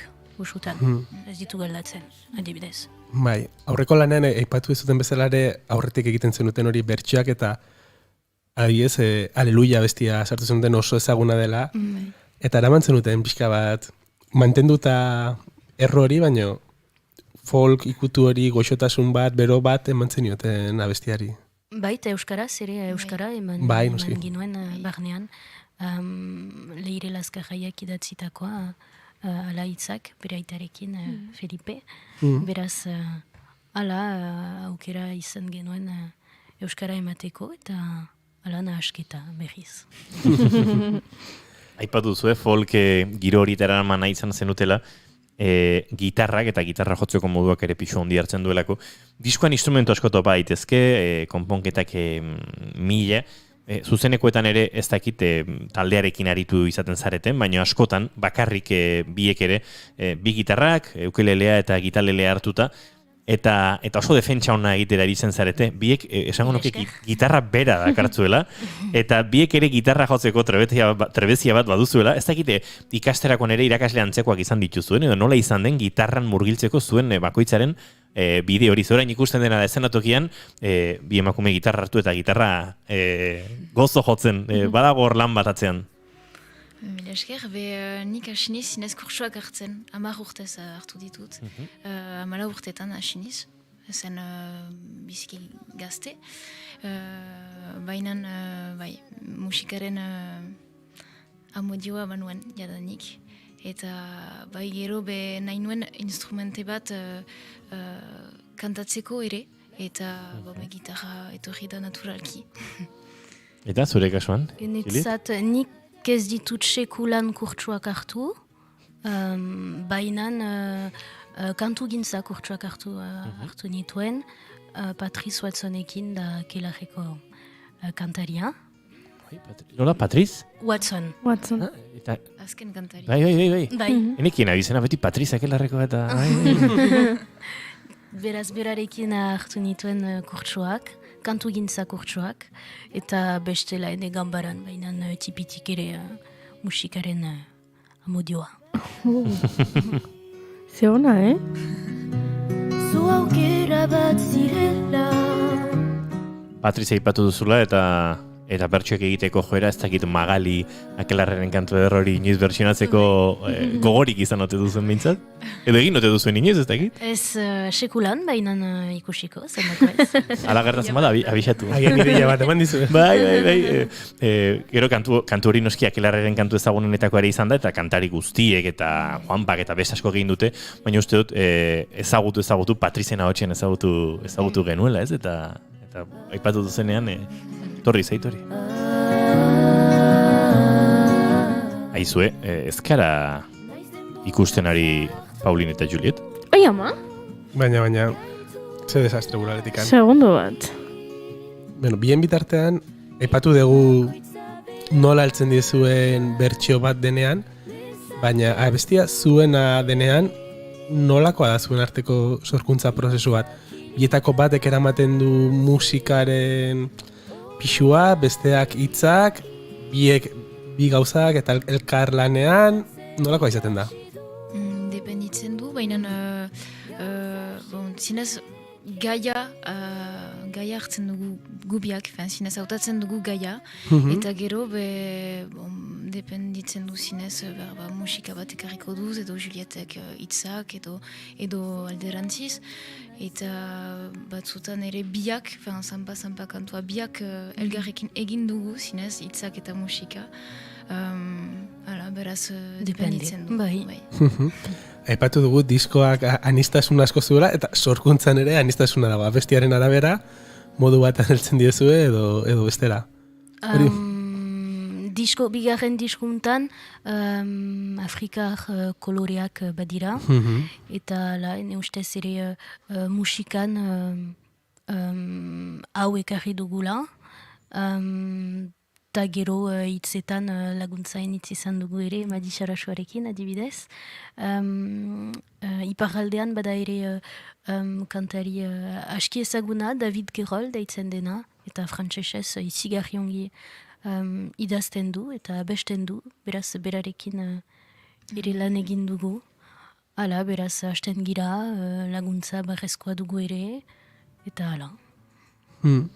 Egia ez, aipatzen genuen bezala, anistasun hori badago, ez Beloma abestia, esaten dezuten ukitu Afrikar horrek ditu, batez ere erditik bukaera aldera, niri oso abesti ederra irutu zait, pila bat gustatu zait, ematen du postasun bat edo dantza egiteko gogo bat ematen du, baina badaude bestelako abestiak ere, folka aipatu dugu, nola da, Abek emigra abestian, bai hori, Ego Amerikako kantautorek, bai gaztek, bai helduek, daukaten goxotasun eta berotasun hori ekarri duzue. Orduan, badaude, estilo desberdinak, gauza desberdinak, baina denak zuen galbaetik pasa dituzue, oso zuek dira. Bai, jatorria delako ere gure bi gitarrak eta gure bi hautsak, beraz hortik pasatuz, ala bada nola erran ari gorri bat. Eta zerbaiten bila zineten bigarren disko hau ateratzekoan, ideia bat zenuten buruan gero diskoa gauzatzeko, edo nola sortu zen? Bai, egaldaka diskoa egin dugularik, izan zen egaldaka diskoan Sampa kantua, eta gure sorkuntza zen, zinez disko hortan. Eta nahi ginuen Zamparen giroa atxiki bigarren diskorako, zenta hor Afrikako erritmoa baziren pixkat, zinez hastapena zen, baina hori nahi ginuen bide hori segitu. Bai, hori da. Eta gero ideia... Gero pentsatu ginuen eta izan zen konfinamendua lehena. Beraz aukera izan genuen pentsatzeko hainitz.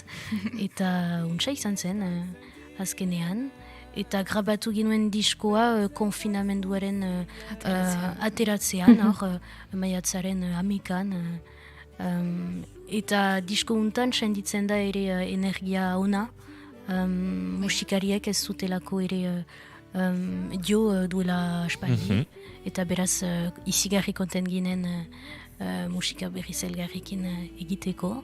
Eta beraz gure ustez sentitzen da disko untan eta posten gira. Horregatik sartu dute gure bestak abestia. Claro, justu itxialditik atera eta festa gogoarekin.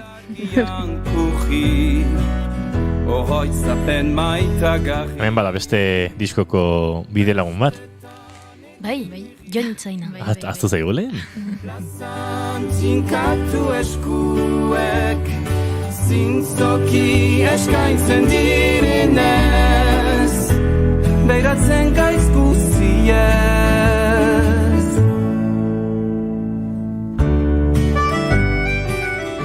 diskoari reparatzen dionak ere topa dezake akaso zoriontasun, freskura, iluntasunetik atera eta argiaren kolore horiek, ze horre ez dakit berdeska, urdinska joku hortan, turkesaren giro horretan zuk Juliette Loraz, zu Paulin Horiz, baina oso alrebes jarri zuet, Paulinek Loraz eta Julietek Horiz, kolore asko agertzen dira, oso indartsuak, eta badauka ez, diseinu aldetik ere, bueno, aipatzen duzuen freskura, poza, argi hori ez? Bai, bizia eta... Bai, argazkiak egitean, nahi ginuen gauza aski simple bat, kolore ere nola egan beroak, simpleak, eta beraz diskoaren jaketa hola ateratu da. Ez da egitinek jarraituko duen entrevistarekin edo lehenengo kantua jotzeko ere eskatuko diogun. Lehenengo kantua entzun nahi dut. Uste badugula garaia ez? Bai. Etorrez ezkigu gitarrak, gitalelea, mikrofonak etxetik ekarrita, eta jozko musikariak dira hauek. Aizue, ze abesti joko duzue lehena, eta abesti horren inguruan zerbait esan nahi baduzue ere azalpena eman diezaguk, ezue? Lehen kantua borrokatu eta eman izanen da. Emaztetasuna ipatzen duen kantu bat. Hala, izarrorekin abestu ginuen, eta aipatzen du pixkan nola belaunaldi sentitzen garen emazte eta transmititzen den mesua. Paulin eta Juliet badoaz gure set akustikora bidean eta segituan eskainiko digute borrokatu eta eman.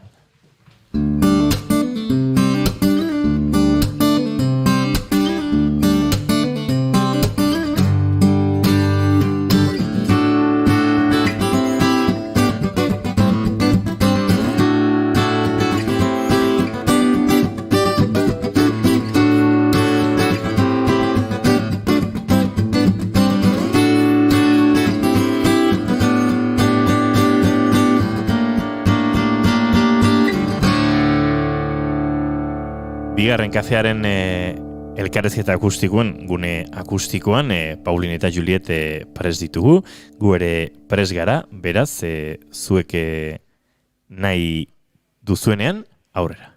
Mila esker.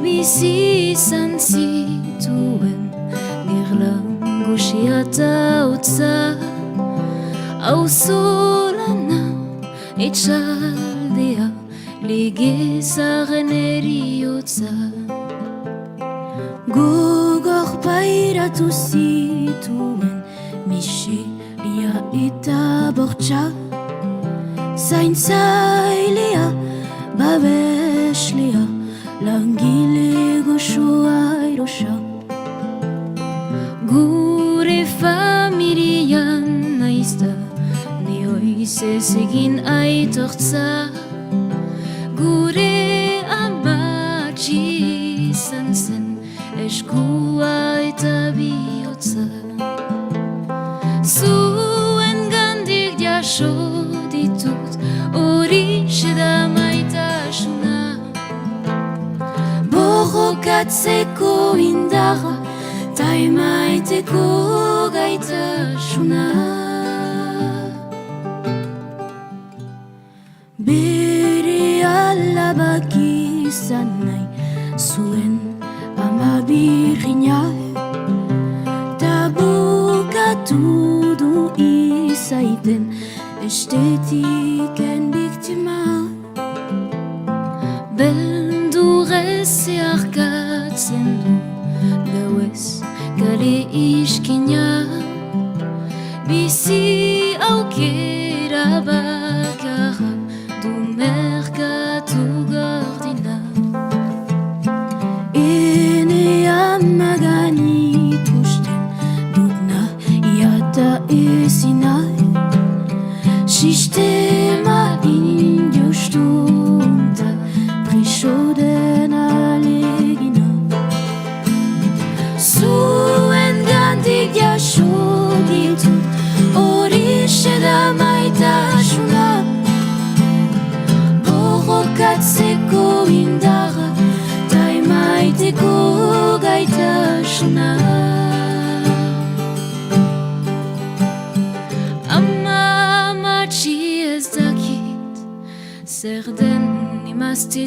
gaitasuna ez da Merkel ez Beyoncé nahi zinaren oiartzuna guri egokitu zaigu zapalduen erresuma zapaltzaileen doktrina krisien etorkizuna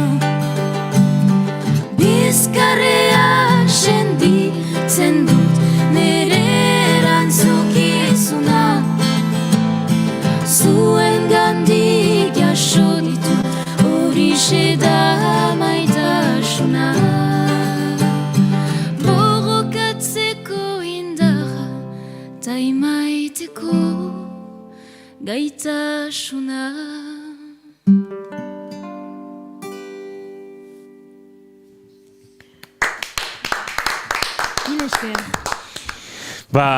Horrelako goxo eta horrelako sendo heltzen diote gitarra bana hartuta edo gitarra eta gitalele hartuta oraintxe izan dugun bezalaxe Paulin eta Julietek euren kontzertua. Segituan izango ditugu gurekin entrevista gunean berriro, oraindik beste bi kantu ere entzungo ditugu eurekin, baina noski galdera asko dauzka oraindik egiteko eta denborare bai. Naiz irratiaren sintonian zarete bigarren kafean 5:28 minutu oraintxe eta segituan berriz ere euren posizietan daudelarik abiatuko dugu, edo berrabiatuko dugu elkarrezketa. Mikrofonoak itxi behar ditugu, bestelako mikrofonak iriki, bestela berriz ere alperrek izango gara. Zepena hemen ez daukagula errepikatzeko botoia. Berriro entzuteko abestia. Orain ez, baina... Gero bai, behin eta berriz. Gero izango ditugu zalantzak, hiru abesitatik zein aterako dugun gure Instagramean eta saretan elkar banatzeko, eta kontuak, baina bueno, orain goze... Neri irura gustatu zaizkit, eta... Askotan, Idoia, zuri zen gustatu zaizu gehiago planotan da. Ez dakit, irurak ondo eta azkenan ez dakik guzera erabaki, baina baten bat erabakiko dugu, edo bestela... Eta askotan, esan behar dugu, izaten dela, planoen araberakoa, eta ez abestiak bat gustatu zaigulako eta besteak ez, edo horrelako gauzak. Dena gustatu zaizkigulako. Bueno, bikote, ipatu duzue maiatzean itxialdiaren aje hortan grabatu zenutela diskoa. Non grabatu zenuten, musikariek ere aipatzen hasi gintezke, hemen batzu, Jeron Martini Ricotti bateria eta perkusiotan, gitarretan Paul Bernheres, Rebeka Enbongu koro eta konponketetan lagundu dizuetena, baina musikari asko izan dira diskonetan, nolakoa izan da erabakia estudio hautatzeko momentuan, musikoak hautatzeko momentuan, ze mensaltxe asko egon dira. Alors gauza da, Agorila diskoetxeak upari eder bat egin digula. Da etxe handi batean, Le Fou du Village deitzen dena. Zein errian? Dona Martirin? Bai, Dona Martirin, bai, bada etxe handi bat, eta han estudioa eraman dugu. Eta beraz, etxe hortan grabatu genuen diskoa. Eta haste batez, han lo egin genuen, barkatu. Eta musikariak etorri ziren, eta musikaria initz, baina han egon ginen Polinekin haste batez. Eta Rebeka Enbongu gure laguna zen, eta joan gira bere ikusterat, janik badugu beste disko bat egiteko, eta behar zu emaztia zira, eta Kongo erriarekin harreman bat badu. Eta beraz, Afrikar modua hori ulertzen zuen ere, eta berak lagundu gaitu hainitz disko hau egiteko, hori zen importantea guretzat. Bestelakoarak izan dira, Fred Fogg, Jean-Michel Martino, lagun pilatu dituzue, lagun edo musikariak noski, baina zuek biok ere diskoaren instrumentazioan parte asko hartu duzue, gitarrak zuzenekoetan bakarrik ez, diskoan abesti askoetan zerorrek grabatu dituzue, eta hor ere bada ez, norberak gauzako oso garbi, gure hautsetatik eta gitarretatik abiatu, eta hor gainean gauza jarri, baina bia puntua izan da oso hori ez, oso folkia, oso gitarra eta hotsarena ez? Bai, gitarrak lehenik, eta erran behar da ere estudioa ariketa berezi bat dela, Hala, hausutan eta beti elgarrekin kantatzen dugu, bi hautsak eta bi gitarrak, eta hor estudio hariketan da gitarra bat eta beste gitarra bat gainean, eta gero hautsa bat eta gero beste hautsa, beraz hariketa berezia. Ez gira ikusten, Julietekin. Ez ginen grabatzen ber momentuan, beraz ariketa asko zaila, baina Askotan, konponketak egiterakoan edo kantuak osatzerakoan, biek gitarrak landu, baina gero estudiora iristerakoan batzutan gertatuko zaizue. Konponketa honek, erabaki honek, hemen emate zuen baietz, arpegio hau eta raskeo hau, edo bi arpegio hauek ondo eskontzen zutela, baina estudiora iristerakoan bapatean, zerbait gertatzen ari da hemen. Eta hori ere gauza hona da, ez akaso estudiak badu hori, deskubritzeko, jakiteko, denak etzuela erabat balio, eta konponketa txiki batzuk egin bartzirela oraindik, ez? Bai, eta gauza da ere diskoa obra berezi bat dela, eta zuzenean jotzen dugunean ere beste gauza bat proposatzen dugu, hau egan nezake, eta kantu, nola egan, kantu guziak behar ditugu ere bi gitarrekin eta bi hautsekin mantendu arreglamentuak egin aintzin. Hala, zuzenean jotzeko. Aipatu duzue, Iñaki, uste duzu jarraitu dezakezula, Ez, hasi zera galdera iten, noen segi berrezu. Aipatu duzue, ez, osatzerakoan kantuak abesti askotan lehenik gaia erabakitzen duzuela, esan dugu esnatu eta borrokatu zertaz doan, baina ze beste gaik kezkatzen zaituzte, ze estiloak bezalaxe, eta musikak noruntz jotzen duen bezalaxe, gaiak ere badoaz leku batetik bestera eta kezka oso ezberdinak plazaratzen, ez? Bai, disko untan gai desberdinak aipatu ditugu. En fait, erran nezake lehen diskoan egaldaka zela pixkat oantzetik ateratzea gazteak ginen eta ala. Eta orain zen bigarren disko untan da pixkat maletak pausatu eta mundua begiratu eta gure kezkak adierazi eta hor aipatu dugu beraz emaztetasuna, dibidez, izarorekin, gai izigarri aktuala, ekologia, Amazonia kantuarekin, deforestazioa, gatazka aipatuz, bidaia, beti. Bai, xare sozialak ere, frantzesez. Eta arriskoak. Bai. Amodioa, gaina initz, bai. Zuen jatorrietara ere jotzen duzu, ze Madagaskar agertzen da. Bai. Bai, horrek ere ez nahi du azkenen ez, bigarren lan hau badala nolabait zuekago. Azkenen ez? Ze zuen barruan dauden kezka edo gai horiek azaleratu eta guri erakutsi zein diren horiek. Bai, da zinez pentsaketa bat Bai, ahonditu gira eta gure bidaia ere egiten dugu biak elgarrekin, hori da, zinez badugu historio bat biak elgarrekin, eta beraz, bai, gure bidea da eta musikarekin adierazten du, bai, hala. Gaia apur bat aldatuta, lehen aipatu dugu aniztasuna bai estiloletikan, bai aldordatikan, orduan eri sortu zaiten kuriositatea da, ze musikari entzuten dituzuen, imaginatzen dut asko noski, zentu horretan, bai, entzuteaz gain zein zeneteke zuentzako sortzeko garaian edo influentziak. Zer, iruditzen zait, hemendik oso gauza interesgarriak aterako direla eta guretzako ere apuntatzeko gauza oso interesgarriak aterako direla. Bai, folk influenziak ditugu biak, gero ini gertatzen zait entzutea blusa, gospel, afrikar erritmoak, frantses rap delakoa. Denetarik erran nezake salbu metal hard rock. Ez dut sobera maite, baina gustu berak ez, gustu, bai, kasik ber gustuak ditugu polinekin. Oso identifikatua sentitu nahi zorrekin. Zure goza bera pasatzen zu. Goza bera, bai. Nik denetarik, bainola, metal... Salbu bestetan edo... bai. Goiuriren esaldeak izurra, ez dut ulertzen zer egiten duten oiu abestietan. Ez ulertzen dut, baina... Bueno, bai, ulertu bai. Ez da niretzako. Zuentzako da. Bueno. Zuk, Paulin, Julieten esan dako izorra egituko zenioke, zuri influenzi dagokienez? Bai, nik folk influenziak zinez baditut.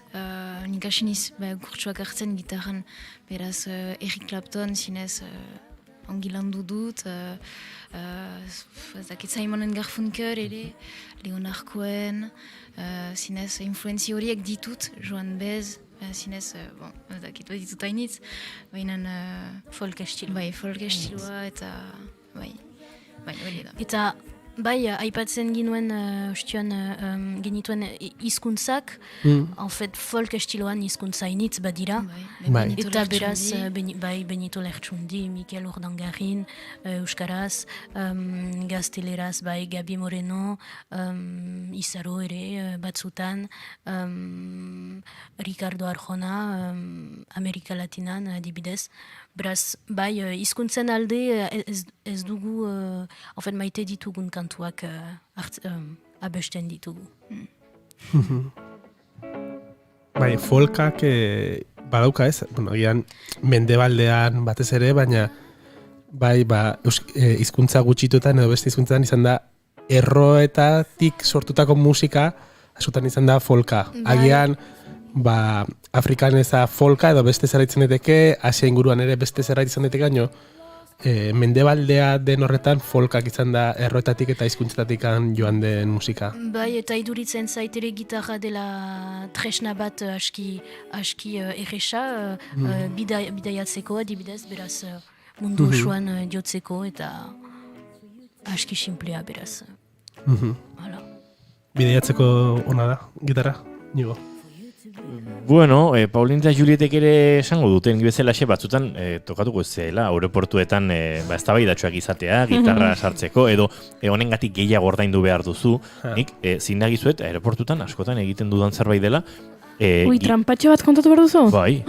Txekina egiterak orduan, hori izaten da fiskalizazio momentua, hori esaten dizue, honek asko pixatzen du, edo motxila hori ondigia da, torrelako gozak, usten dut, gitarra urruti xamar, pareta batean pareta den kontra, beldur puntu batekin, betire begi bat aruntzola adi, eta gitarra antxe. Eta, goten naiz, txekina egitera, eta orduan, usten dut da, urrutira banoa, maleta ondia, ura fakturatu, eskuko poltsa. Hor galdetzen dizute, baduzu beste poltsarik? Besterik edo, hau, ez da bale, oso ondo. Goten naiz, gitarra hartzen dut, pasatzen dut kontrola, eta gero, barruan, oso arraroa da momentu hartan norbait astea galdetzen, ze uste dute fiskalizazio hori dagoeneko eginda dagoela. Eta orduan, horrelakoetan, normalen hegazkinera azkenetakoa sartzea gustatzen zait, baina horrelakoetan lehenengoetakoa sartzen zara leku ondo hartzeko, gitarraren mastillaren azpian zure poltsa sartzeko, beraz inork ez ziezaio nola presiorik egin, eta gitarra ondo babesteo joan dadin, eta eseri, eta lasai, aurikularra jarri, eta venga, datorrela orain, ere gitarra hortik ateratzea. Gozea hurrengoan loiura edo horrela eta esango dute, nigo asentxio, ezin zara sartu. Horratzeko gitarra hori, zeinena da? Loiuko aeroportuko edo eta Biarritzeko aeroportuko edo eta Donostiako aeroportuko edo euskaloze langileak bazarete, hau ez duzu entzun edo ez kontatu inorri. Musikaria jende ona gara, jende zintzoa gara eta instrumentoengatik ordaintzea oso zaitxusia da. Pup gitarrak dio, gora gitarrak. Gora gitarrak, pap gitarra. In the evening to go looking for a song to hold it in a moment. Kontzertuak ere aipatu ditugu lehen eta nik aipatu ditut zuen ibilbide horretan, baina oraindik ere Irun parean eta Irundik asko zaratzago doan muga horrek ezberdintasun asko markatzen ditu. Iparraldean edo hegoaldean, Euskal Herrian edo Euskal Herrian bizi garen artean. Eta horietako bat, kultura eta zuzeneko kultura bizitzeko moduari dagokiona izan da. Han konfinamentu ostean kontzertuak egiteko aukerarik etzen duten izan, orain bai, baina hala eta guztiz ere badirudi oso bestelako erritmoan bizitzen ari dela ora, eta ez dakit azken aldian iaia hegoaldean eta iparraldean antzeko kontzertuak egiten ari zareten, gehiago hemen beran egingo dituzuen. Bai, ez ditugu kontzertu hainitz. Zinez, konfinamendu bukatu eta, ez da zinez berriz hasi iparraldean. Bai, egoera zaila. Bai. Baina, xantza dugu Frantzian, badelako intermitent du spektakle estatutua, beraz, ala, badira aukera zonbaitzu bizitzeko bainan segitzeko bizitzen, ala ere, delako ere bai ofizio bat, bizitzeko modua. Beraz, bai, bainan da kontzerturik eta hori, kulturaren alde zaila. Bai, hori da, bizirauteak edo gutxi Joana Olasagasti dantzari izan genuen hemen gurekin, eta ark ere kontatzen zigun, ez, bai, intermitentziaren aukera hori bazutela, baina bestelako beharrak ere baditu, ez, musikariak, eta akaso horiek dira, bueno, bestelakoak ez, ekonomikoak ere oso dira garrantzitsuak, eta askotan horiek ahaztu egiten zaizkigu, edo gizarteari ahaztu egiten zaizkio, baina bestelakoak ere badira, ez, eta musikariak urte bete duela gutxi bete duen lan honekin jo egin nahi du, eta ez jotzeak ere min egiten du, goseak min gehiago egiten du, baina ez jotzeak ere min egiten du, ez? Bai, eta kreazioaren alde ere aski zaila, ez dugularik deus bizitzen edo ala konfinamenduetan ere zaila zen gauzak ateratzea, eszenatokia gabe ere, beraz, bai, egoera aski zaila. Bat falta da. Publikoarekin ere, beraz, sari sozialekin erresago mantentzeko aheman pixkat, baina ez da berdina. Bai, guri esan izan digute musikari batzuek beraientzako konfinamendua esango ondo etorri zitzaienik, baina bai sorkuntza aldetik sortu ziela, piztu zitzaiela, bueno, beti daukaten arrori, baina inoiz baino prolifiko zirela, adibidez joatzen naiz gartxote edukigun da gutxi, aurreko astean hori zaten zuela, sortu zuela pila bat, Lierren kasuan ere etxarrik berdin esantzunez, berak ere asko sortu zuela, zuen kasuan alrebez izan da, ez dizue piztu konfinamendu horrek sortze gogoa. Hau erraiten ari nintzen, baina gure bigarren diskoa pentsatu dugu ala ere konfinamenduan, beraz konfinamendu denboran, beraz bai sortu ditugu gauza batzu ala ere, baina zaila zen pixkat, bai.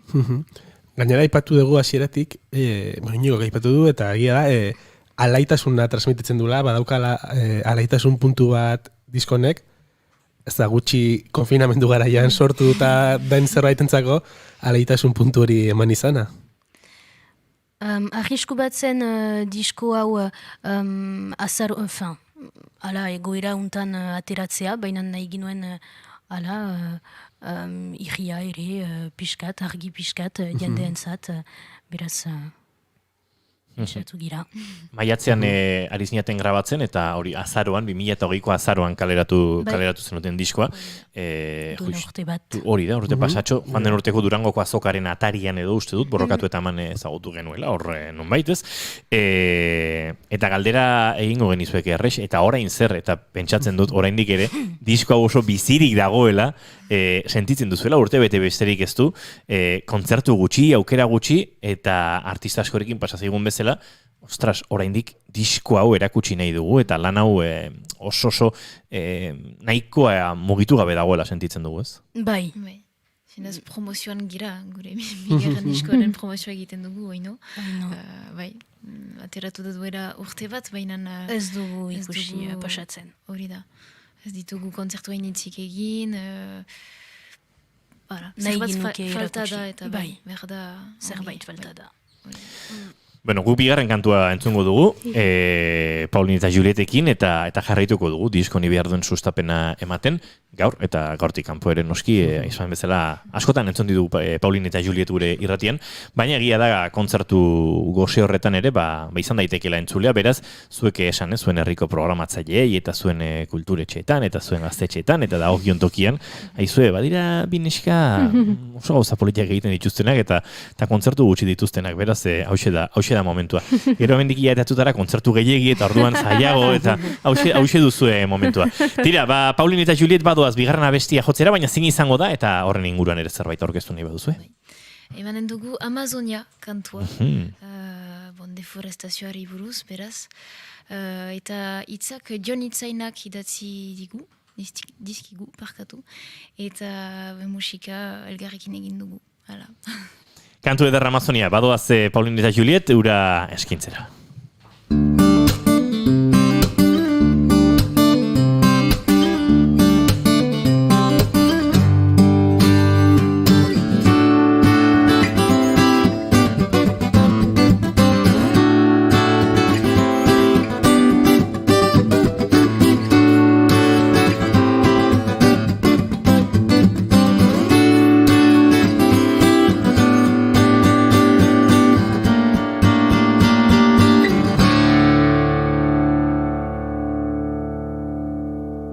Lasai hartuko dugu denbora, Idoiak ere kamara heldezan, eta segituan gurean izango ditugu.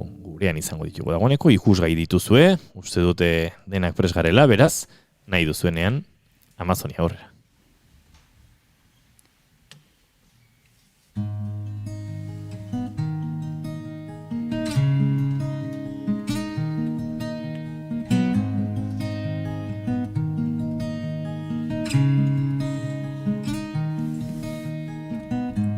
Aizeak belarrian susurlatu zidan, irrazema zoaz orain hemendikan. Betiko da itoa sorian kantua, oiana gaizki dela dute ulertua, kea bada denetan dolamena airean, nundira azaikaju samambaia, apaintzen zutera oantze alaia, isildu da maiten nuen sinfonia, itzari da ene Amazonia. Basamortu triste bat nuen aintzinean, kolore maitatuak lurrondo lanoan, sekretu gordenak airatu zeruan.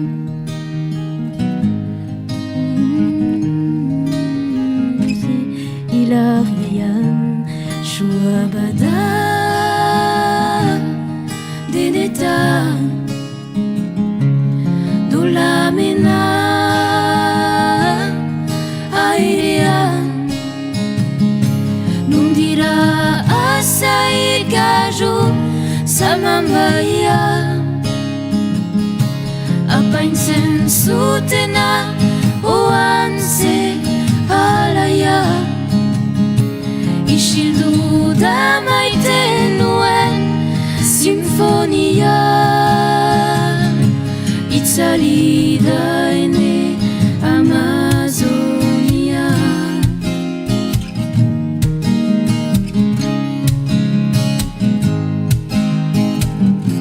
Gure aurrean dute sugarretan eman, diru eta podere irabaztekotan, zaintzare oberenak emanez kanpoan, bular berde handitik zer dute gogoan, nundira azaikaju samambaia, apaintzen zutena oantze alaia, isildu da maiten nuen sinfonia, itzali da ene Amazonia.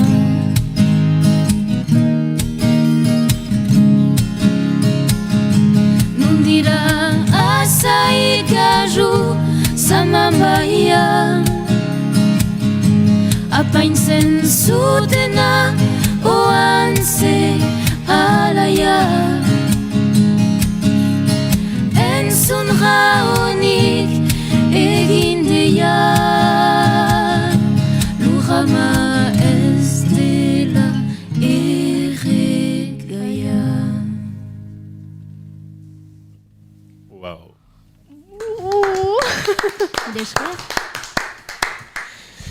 Zoragarria, Amazonia honekin Oioi purdia. niri gertatu zait soinu frogan nagoen nengoela. Oioi purdia sentitu dudala. Eta horrela egin diet keinua, wow. Eta oraintxe konturatu naiz, Goiuri begiratu digula eta besoan keinua egin duela. Otzikara eman dielako. Bai, ai ama, hilak tente. Normala. Eukiko banitu. Bada horre momentu bat bereziki nundira azai, kaxu, zaman baia. Oi. Gorputzak bai horrela zerbait egiten duela atzeruntz eta jarraitu egin behar dugu, eta indartxu. Eta jarraitu egin behar dut, eta gainera Goiuri zuri dagokizu. Eta hemen lasai ari ginen, da orain presak sartzen hasiko zaizkigu. Vale. Ze badator sarraskia, eta hemen dugu sarraskia. Sarraskia. Goiuri gidatzen du sarraskia eta beldur pixka ematen du. Zuen diskoko hitzak hartu eta hortik abietuta egiten ditu galderak. Baina ez du beldurra ematen. Amazonarekin hasiko naiz, hau entzun dugunez. Ipatzen duzue nundira asai kasu zaman baia, apaintzen zuten hau antzealaia, entzun raonik egin dela lurrama ez dela erregaia. Aipatzen duzuen raoni metuk tire da. Kai apar herriko burua eta, ekintzaile ekologista. Nolako izan da, abesti hau sortzerakoan zuen elkarlana, aipatu duzue hitzak ez direla zuenak, baina zuek aipatu zenuten, ez dakit, honi buruz hitz egin nahi zenutela, edo hitzen bat sartu nahi zenutela, edo nolako izan da? Jon Itzainarekin egin ditugu hitz hauek, eta Jon Itzaina izan da 2 urtez Brasilian. Eta beraz, zinez, hortako atzeman ditu hitzak, Brasileko hitzak. Eta zinez, Brasileko historioa zinez kondatu du pixkat, bere moduan. Eta ere gatazka aktuala delako, eta nahi ginoen aipatu, eta jaunik ez ditulako ere gauza subera ederrak egiten, beraz, nahi ginoen aipatu. Urrengoa. Lehenengo diskoak Egaldaka izena zuen, Beloman lehen abestian egal auskorrenpean jaio nintzen abia txikiegian hotzetik babesteko, hau nere itzulpena da, gutxi gora berakoa, ze frantsesezkoa da. Eta gainera Gabi Morenoren Abeke emigra abestia sortu duzu. Beraz, txoriak leku guztietatik. Txoriek inspiratzen zaituzte, txoriak bezala sentitzen zarete abesten duzunean, zergatik horrela hainbeste referentzia txoriei? Bidaia. Bai, eta libertate pixkat, txoriak badute hori. Eta, bazakit, bai. Zinez poesia mailan, txoriak hainitz... Bai. Eta Beloman, aipatu dugu, Madagaskarri eskinitako abestia dela, Belomak agur esan nahi du, eta hitz hau aukeratu duzue diskoari izena emateko. Nola aukeratu duzue, aipatu dugu 6 hizkuntza agertzen direla diskoan, nola zaila izan da aukeratzea zein hizkuntzatan izango zen izenburua? Nahi ginuen hautatu denak irakordezaten hitz bat. Ala delako ere hizkuntza initzetan kantatu ere ateak esten alditu, beraz nahi ginuen ala hizkuntz guzietan hauskatzen den ahalden ala hitz bat, eta malgatzez zentzua bazuen. Eta Belomak agur esan nahi du, euskeraz agurra izan daiteke kaixo edo agurra. Beloma da agur. Vale, hoi... Gero arte edo laster arte, noiz bait arte. Edo agur. Agur, bai, agur. Agur. Vale, hoi argitu behar nuen, eta ja azkenekoa. Izarrorekin egin duzuen abestian, borrokatu eta eman, emakumeak, eta aipatu dugu pixkat zeriburuzkoa dan, baino irakurri dizuet amatxiei eskainitako kantua dela. Eta Izarrok bere azkeneko diskoan baita sartu zuen bere Amonari eskenitako disko bat. Hau bazenekiten elkarlana egin aurretik edo... Ez ginakien ez. Gauza da Madixara Suarekin pentsatu dugularik, nahi genituen 3 emazte, beraz Amona bat, ama bat, eta bere alaba. Eta hola eginda ala 2 ahots, beraz 2 emazte, eta hala eginda ez ginakien izarronentzat. Oso polilla iruditu zait, ze pentsatzen dut, Amonak eta gure amak eta amonak aldarrikatu behar ditugula, gure bizitzako emakumeak aldarrikatu behar ditugula, eta ikusten ari naiz geroz eta abesti gehiago egiten direla horretarako, lehen agian beste gaiak hartzen ziren, ez? Agian herriari gehiago edo askatasunari gehiago, eta orain ez dakit zehatzago gure ama amonei, eta oso polilla da bestia, eta... Bada herriari eta askatasunari kantu egiteko modu bat ere, Amona, ez? Bai. Gainditu dute, Sarraskia? Gainditu dute, orezko matrikularekin. Badagoa 3. kantuaren bila agurtu aurretik, zaiguzu azkar-azkartzen izango den kantua? Mimosa, kantua Mimosa. Kantu bat, ala beraz modiozko kantu bat. Ederra, bagoa 3. kantu hori entzutea.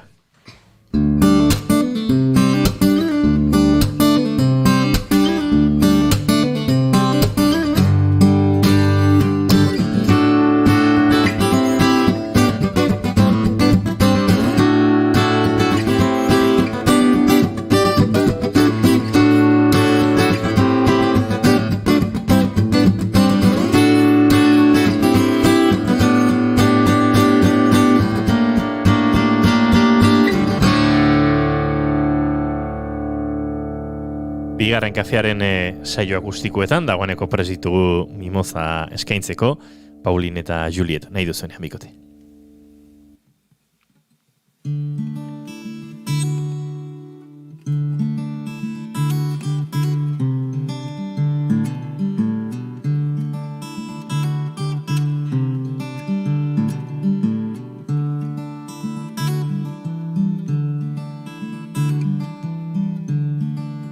Finja aminau ni fitiavako mimosa ni fitiavako mimosa Canefa ratstinaudia avere nuai ni fitiavako mimosa Ni situerana bafana timba mamanala awanati kwao Tu erana keli afaka hitairi ni fitiava nau mimosa Mani ja daulu Izai la luva nau Misi fufumbu nikiazu Unikiazu mimosa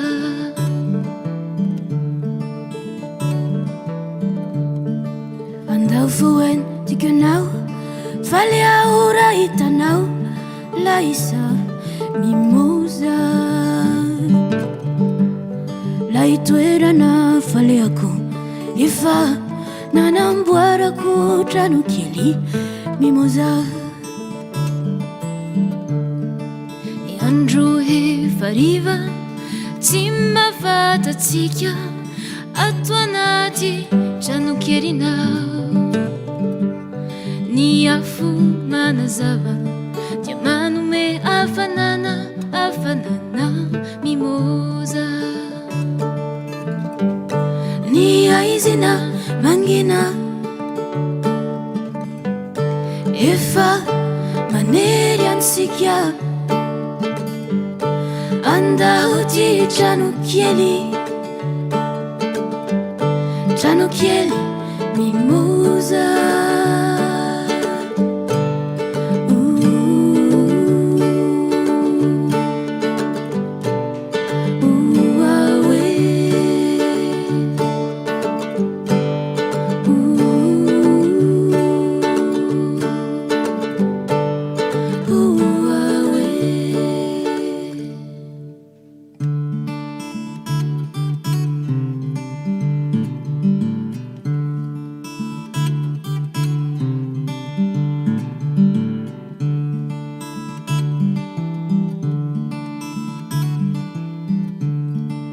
Rasenda tiwizau, rasendia la sizau, dazuna zavat atanowai. Mandeana aniatsa, hari mangala, funikiasu, mimosa. Nia izina mangina,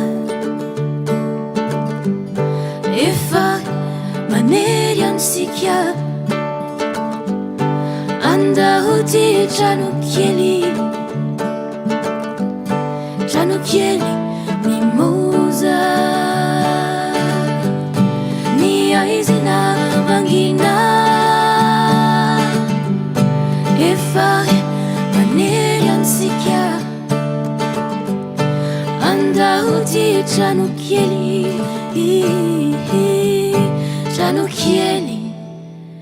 mimosa.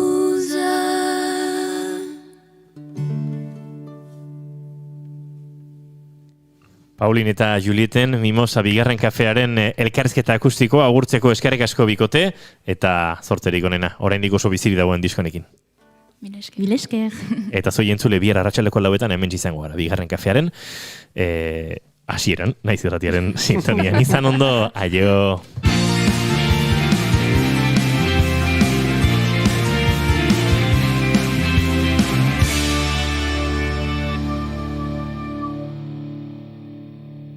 Keep calm and bigarren kafea.